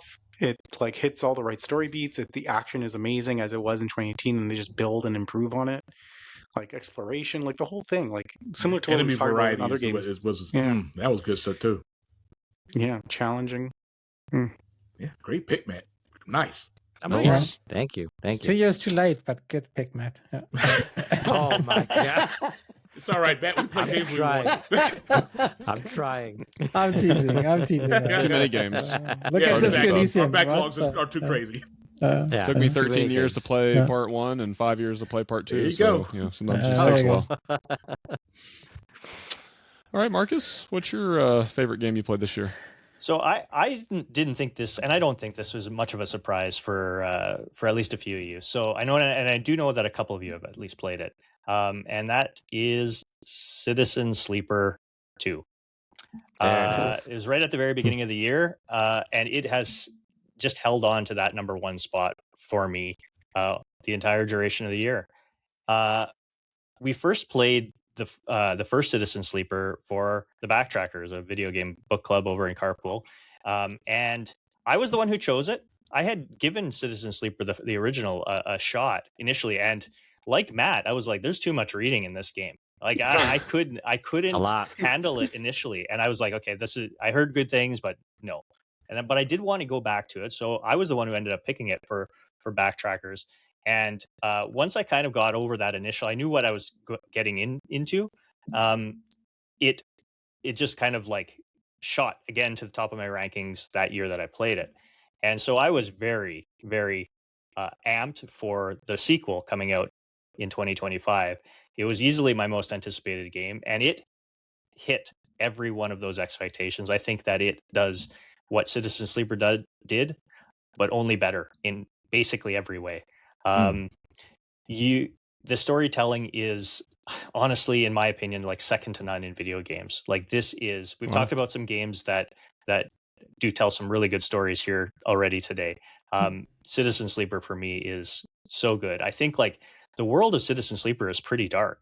Like for folks who may not know, right? Like you play as a sleeper who is an artificial kind of shell of a I don't know, what would you call it, Michael? Like what are the sleepers? They're kind of like these shells of it's an people. artificial entity to keep your consciousness is put into it. Exactly. It's a consciousness carrier, right? An artificial consciousness carrier. Yeah. You've sold your body to a corporation, and you are indebted to them, and you can work off your debt by using the sleeper. And you play a sleeper who has escaped. And so there's always this tension of being on the run. You say that maybe a little bit more in the first game, but there's an aspect of that too in Citizen Sleeper 2. But what I love so much about the storytelling in Citizen Sleeper 2 is this is a dark world, but there is hope. And there is hope in the relationships that you make with people. And it is, I don't know, I'm getting goosebumps talking about it. Like it is an incredibly hopeful game. And I don't know, man, it really just struck a nerve with me, especially in the times that we are in today. Like things are not always very good, but there is hope in the relationships that we develop with other people around us. And yeah, it's powerful, man. I can see you touched. I'm looking forward to this because I love Citizen Sleeper, and you know that, Marcus. It's really good, so. and they've introduced a lot more mechanics. I think one thing that Citizen Sleeper 2 does better than the first game is it really marries how the player feels with what your character is feeling. They load an awful lot of stress, particularly early game, onto you, and you feel it as a player. You feel everything that sleeper is experiencing. It's one of the best games literally I've ever played. Yeah, it's in my top 5 as well. So, I loved it. It was an honorable mention for me, and I did have to restart the game because of what Marcus was just mentioning. I had to restart because they put a lot on you right at the start. Yeah. And I wasn't sure. I had to lots of things just happened that I wasn't happy with. I'm, not afraid to say that I had to restart it, but similar impact, amazing storytelling, similar to a lot of the sequels we talked about today already, is like just an improvement, like a net improvement over the first, and like giving us more of what we want, but better.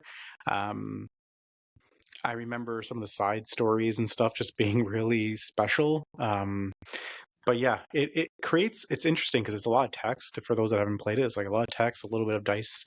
I guess would that be like a CRPG mechanic? I guess like a tabletop mechanic. Yeah. And it's funny how much, and it's not meant to sound negative, like how much anxiety they can create, how much tension they can create with such few mechanics. And it's great. It pushes you forward. It encourages you to learn all the different mechanics and kind of management pieces that you need to advance the story. And yeah, I loved it as well. And you get all of this through just text on a screen and still images. There's not even there are no animations, right? And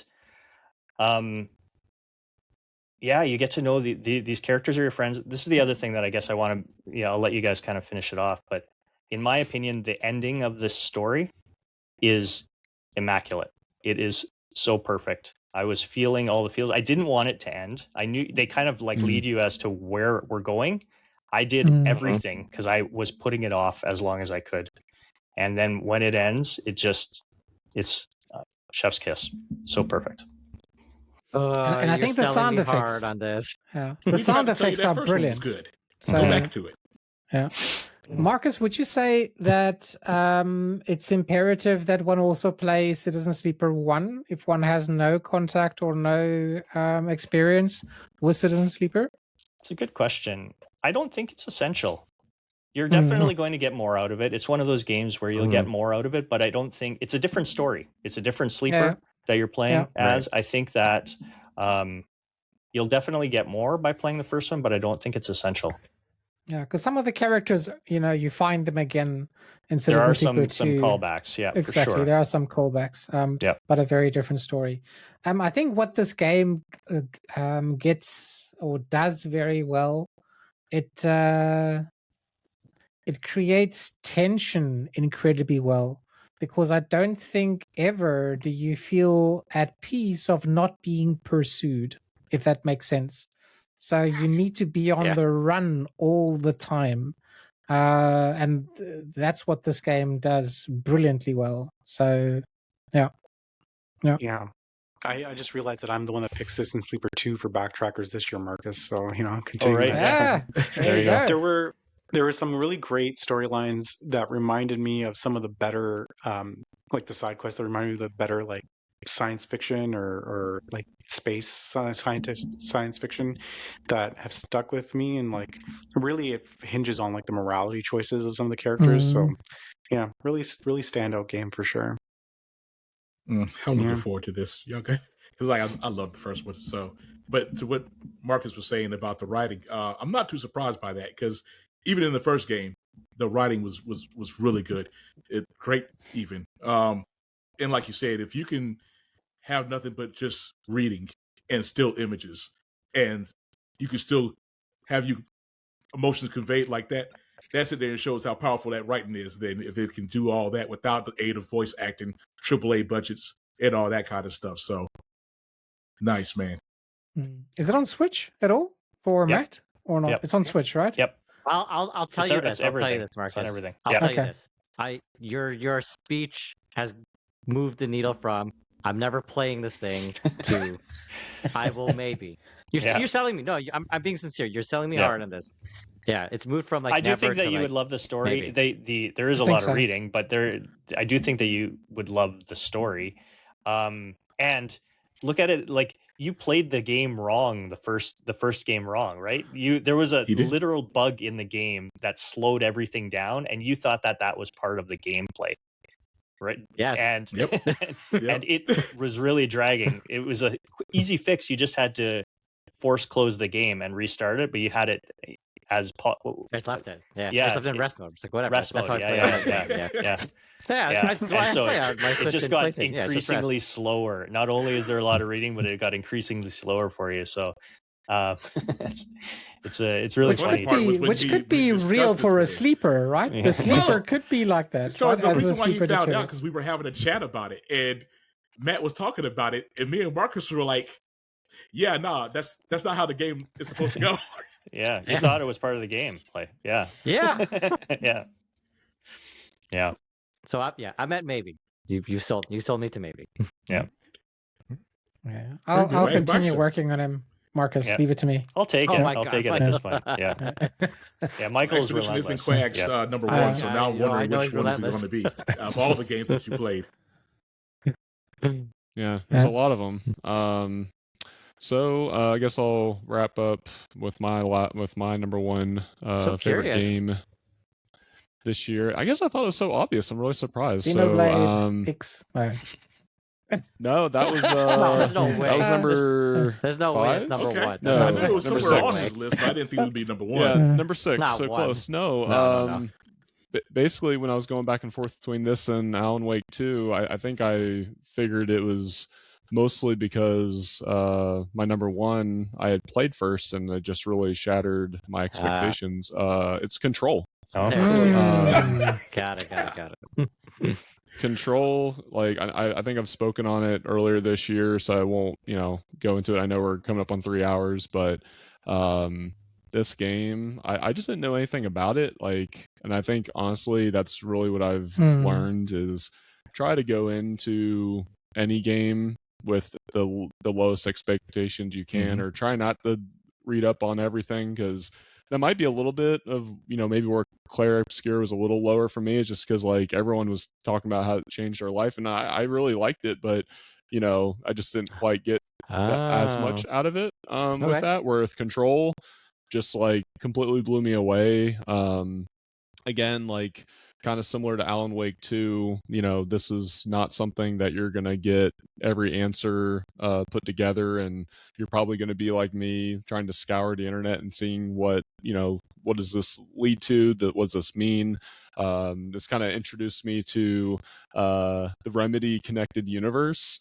Ron and I played through Quantum Break as well, which is another great game that's on my list, but really with Control, if you like throwing furniture around, kind of having force powers, it's a really fun game too. But really, I think what made it my favorite game I played this year is just really that universe, and really just diving into all the craziness that Remedy dreams up, really. And similar to what Michael was mentioning with the Alan Wake 2 dance segment, there's a part in this game towards the end that really is probably like one of my top gaming moments ever. And I've actually heard some people say it was very cringe, and I didn't see that. I mean, obviously I just said it was probably one of my favorite gaming moments, but yeah, so I guess not everyone. And again, like Last of Us Part 2, or Last of Us being required gaming, maybe Control won't hit the same for everyone, but definitely it's a Cwaggy ass game. And obviously I'm very excited for Resident coming out early next year. So barring early next year, oh, true. Early this year. Sorry. I see what you're doing. I see what you're doing, Michael. Maybe. Yeah, it's so slick. That might be Freudian slip for it getting delayed, right? So, but barring any like performance issues, like at launch, like I can't imagine how I won't be there day one, because I'm a Remedy bro, and I need everything they throw out, unless it's that co-op game that didn't do very well. Let's not talk about Firebreak. We'll give that a pass. Yeah, John is well aware of that. I'm afraid to say I never finished Control, so I need to get back to it and finish it sometime. Oh, yeah, wow. I got wiped out. For being a great female protagonist, man. Jessie rules. Yeah. She is great. Jessie is great. Go back. Yeah. I played Control way back when I didn't have a PS5 or a gaming laptop. So I played on Nintendo Switch Cloud. Oh my God. Hold on. No. Hold on. And I still loved it. It was great. Oh, very my good. goodness. I was about to say, it was a rocky experience. It only crashed like one time, and I still loved it. So. Did you have to pay like $10 a month for the cloud? I think so, right? I don't know. I think I like paid for the game. I think you paid for it. And okay. I don't know. Gotcha. It's years ago now. I loved it. Yeah, I think it was like one of the first Switch cloud games. I think so. It was. Yeah. But not Michael. I was like you. Like I played it and I dropped it because of the map. But then I got Remedy Bros here like talking about it. I'm like, okay, Cage, let me try it one more time. Goes onto my backlist again. Yeah, it's obviously not in my top 3. Didn't enjoy as much as they did, but yeah, I liked it. It's fun and very straightforward platinum too. But like Cwag said, like you just like wrecking stuff. It is like certified fun. Like it is badass. Disclaimer for the crowd: the reason why Matt didn't enjoy it as much as me and Cwag is because he didn't read any of the memos. The map. I dropped it for the map. I did read the memos. Reading is required if you're going to get the full enjoyment, for sure. But the map, second playthrough still sucks. All right, you just have to... Matt, just do the walkthrough. Do the walkthrough. No. Check the walkthrough code. Come on. No. But no, okay. I'm happy for you, Craig. You really liked it, yeah? Look at you. Loved it. Yeah, like probably up there with like Monolith Soft in terms of like Remedy is just one of those developers now that I'm going to be very much locked in and seeing what they're doing. Absolutely. Thumbs up. Very nice. So, all right, well, it's about time I talk about my 27. Should I go into my 27? I think we have plenty of time. Plenty of time for that. Sorry. Next time. Should we limit it to 2? Like quick honorable mention? Yeah, I can do it. We can just do a number 4, number 5 real quick and just not go deep into That's it. fine. I'll just do one. Okay. Free game on PlayStation, on PC. I really enjoyed, but I gave it up. Where Winds Meet. Okay, I remember you talking really about loved it. Great combat. I love exploration. This is what the game does incredibly well. What I don't like is the time commitment, is the guilds that you need to join, it's the raids that you need to go on, etc., etc. But for a free game, this game does a lot of things right. So I think in the shortest amount of time, I put 70 hours in. Okay. Wow. So that's me. Man. All right, John, any honorable mentions? Yeah, 2 that I want to quickly mention. The first one, so people don't think I only play, AAA titles. Blueprints was really contention the whole year. Obviously, if you know about Blueprints, I think it's like a point-and-click puzzling game. I loved this game. Obviously, I learned about it through Marcus first time for Fantasy Critic purposes. It delivered, and because it was on Game Pass and PS Plus, got a chance to check it out, and it immediately hooked me. The puzzles were challenging but accessible, and then very rewarding. Like you felt like a genius. So I loved it. The game is like sprawling. So I played it until I rolled credits. And that took a lot. And then there's this whole other world after that. I did not touch that. I just chose not to go there. But I just loved what I played of this game. There's an RNG element of the rooms that come up. So if you've seen this, you basically have to like get to an end destination, and the rooms that are put in front of you are kind of randomly generated, each with their own kind of style and puzzle within it. And you have to kind of interconnect them to achieve your goal. The RNG can be a bit frustrating. I didn't find it. I thought it was just part of it, but I know that a lot of people didn't click with it because of that. But I just love this game. I think it was like developed by one guy. It's just absolutely stunning. And similar to what we've talked about tonight, achieved its goal in setting the vibe. Like it's kind of creepy and eerie, and I loved it. The whole thing was just surprising and rewarding. The second one, just because my man Ron here, Death Stranding 2. Great freaking game. I thought we were going to make it through without a Kojima game. I thought this was in your top 3. I was expecting this in your top 3 too. So this was in the 3rd spot until very recently, where I didn't. I think again, similar narrative, amazing sequel, builds on the first, does everything better than the first. Storytelling, music, vibes, gameplay. I found it a little bit easier than the first because they set you up with so many more, I guess, abilities or vehicles compared to the first.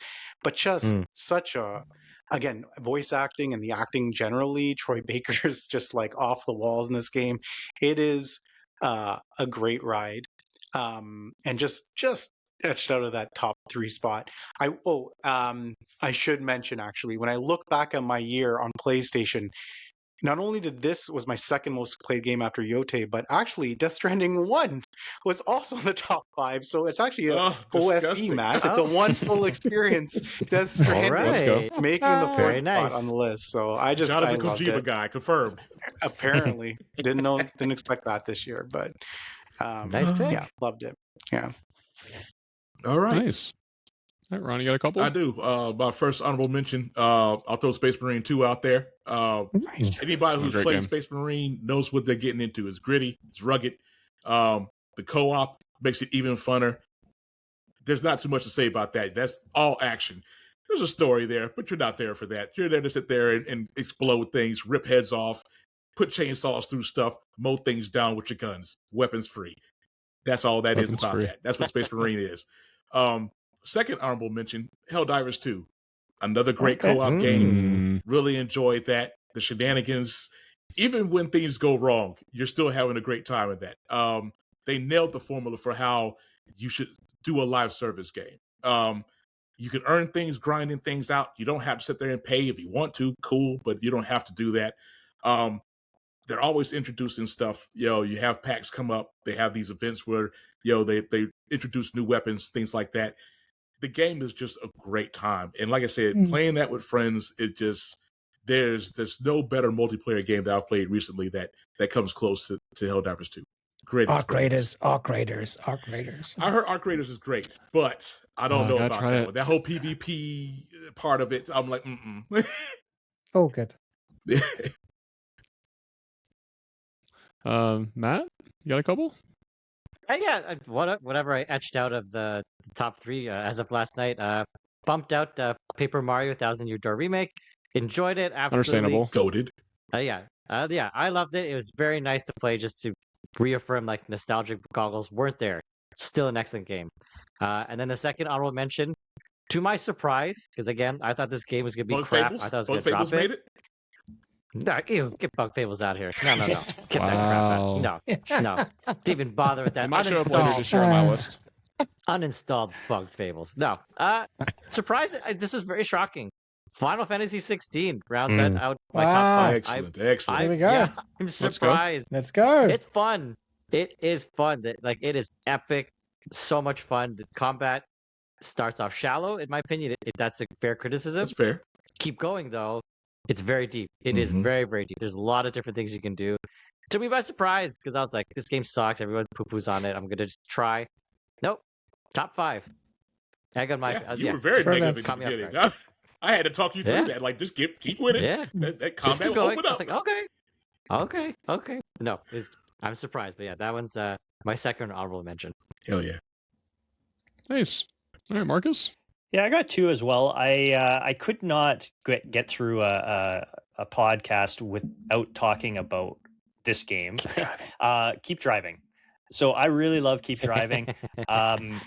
If you've heard anything that I've talked about recently on some episodes, you probably heard me wax poetic about Keep Driving. It is, I think, only on PC at the moment. It is a keyboard and mouse game, although I did recently learn that it has since been Steam Deck verified, so that's great. It is a turn-based RPG where you are going on a road trip in the early 2000s. It's completely randomized every time you play. I had some incredible stories played. Michael and I played it for Tiny Game Chronicles, and easily my top tiny game of the year. Loved it. Such a vibe as well. The music is just like, music is again, great. Probably the best music of any game I played this year. It's the best roadie game out there, if that makes sense. Very much so. And then the other one is another game we played for the show, but it was a bonus episode, and it is a game I had first heard about through Fantasy Critic as well, and that's Consume Me. Consume Me is a really, really special game. It follows a young girl and kind of her issues with food, but not just food, kind of just all the pressures of life as a teenage girl. And you're managing. And again, it does something like that Citizen Sleeper does. It puts you in the role of that, and you feel the stress that the main character feels, and it just does a really exceptional job at that. So not a game, definitely a lot of hype in fantasy critic circles, but still I don't think a game that nearly enough people have played. So Consume Me, very good one. Yeah, and it's semi-autobiographical, right? Yes. So the elements that she brings into her gameplay happen to her as a developing teenager, right? Yeah. Interesting. Cool. Yeah, I got 2. Not necessarily my 4th and 5th, since I've already kind of mentioned those, but just games that really just kind of wanted to highlight, I guess. So the first one for me is Fury.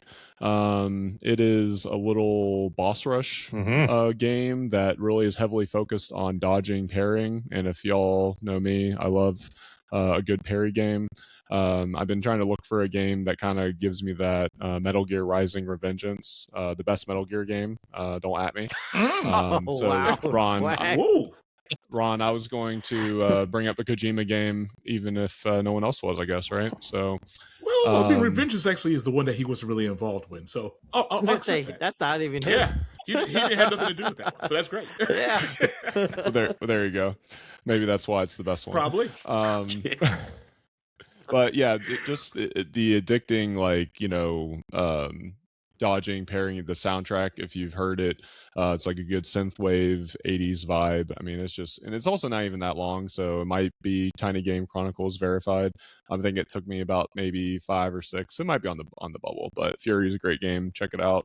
Usually pretty cheap. You know, Fury, And then just to jump in here, Fury is the same devs that are doing this upcoming game, Cairn. So very different, kind of a whole entirely different. A hard pivot there. Interesting. Dodge those rocks. My second one. Do it. Dodge those rocks as you're climbing. Yeah, that's true. You dodge and parry some rocks, like Chris Redfield in Resident Evil 5. There you go. Yeah. That's right. Punch him some rocks. And my second is Diablo 2 Resurrected. I know I talked about that on a previous episode, but yeah, the main reason why I wanted to highlight that one is that really because of this game is why I'm going to revisit some old games next year.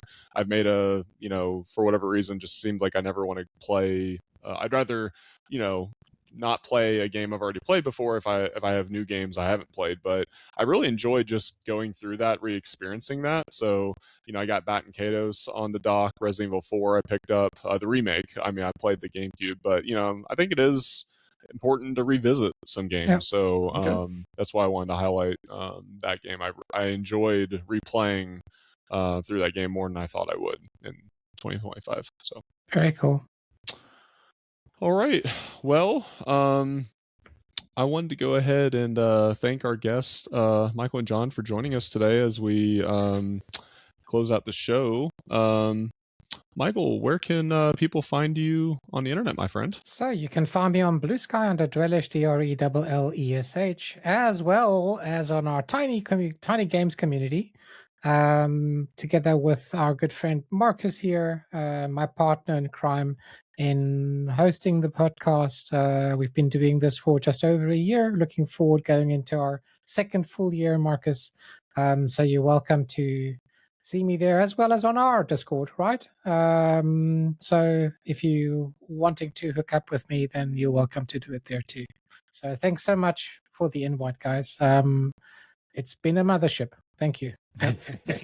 Very nice. Nice. Plenty of room on here. Plenty of room. Yeah. John, what about you? Where can people find you on the internet? Yeah, Blue Sky at John32. Probably in all the Discords. I'm in all the Discords now. And let me just plug Hype Factor, which we do with Marcus, giving you all your fantasy critic tips and needs. You can reach out to us at Hype Factor on Blue Sky as well. We just released our 2026 draft episode for some help.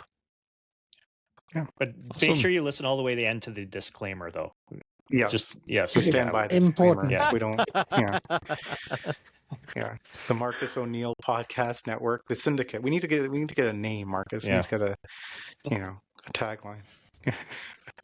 Marcus Network. The Marcus needs to be something from Citizen Sleeper. So I think a tagline from there could actually make a lot of sense. Yeah, there you go. Yeah.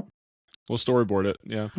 Ron, where can people find you on the internet? Savoy Prime on all the things. Blue Sky, PlayStation, Steam, in the Discord as well. PSN profiles, True Trophies, backlogged. Great. And other bad games near you. Oh.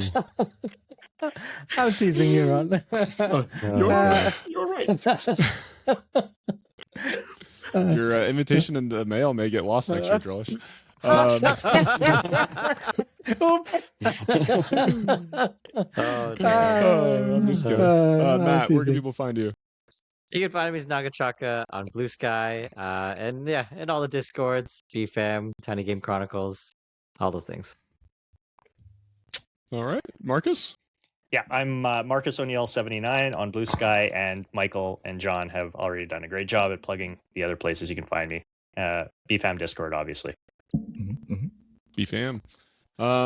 And yeah, really, that's the only place you're going to find me, in the BFAM Discord. He's lying. Georgia no socials. He's lying.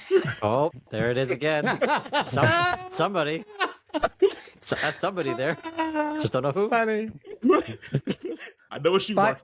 I know it's Cwag. He's trying to fool me. By invite only, right? I suppose, right? He wants me to join his private channel for $200. I'm not doing it. gonna have to get a shirt or something at this point. Oh man. All right, y'all. Well, you have just experienced episode 3 of the Brothers from Another Mothership podcast. BFAM, y'all. BFAM. BFAM. BFAM. BFAM.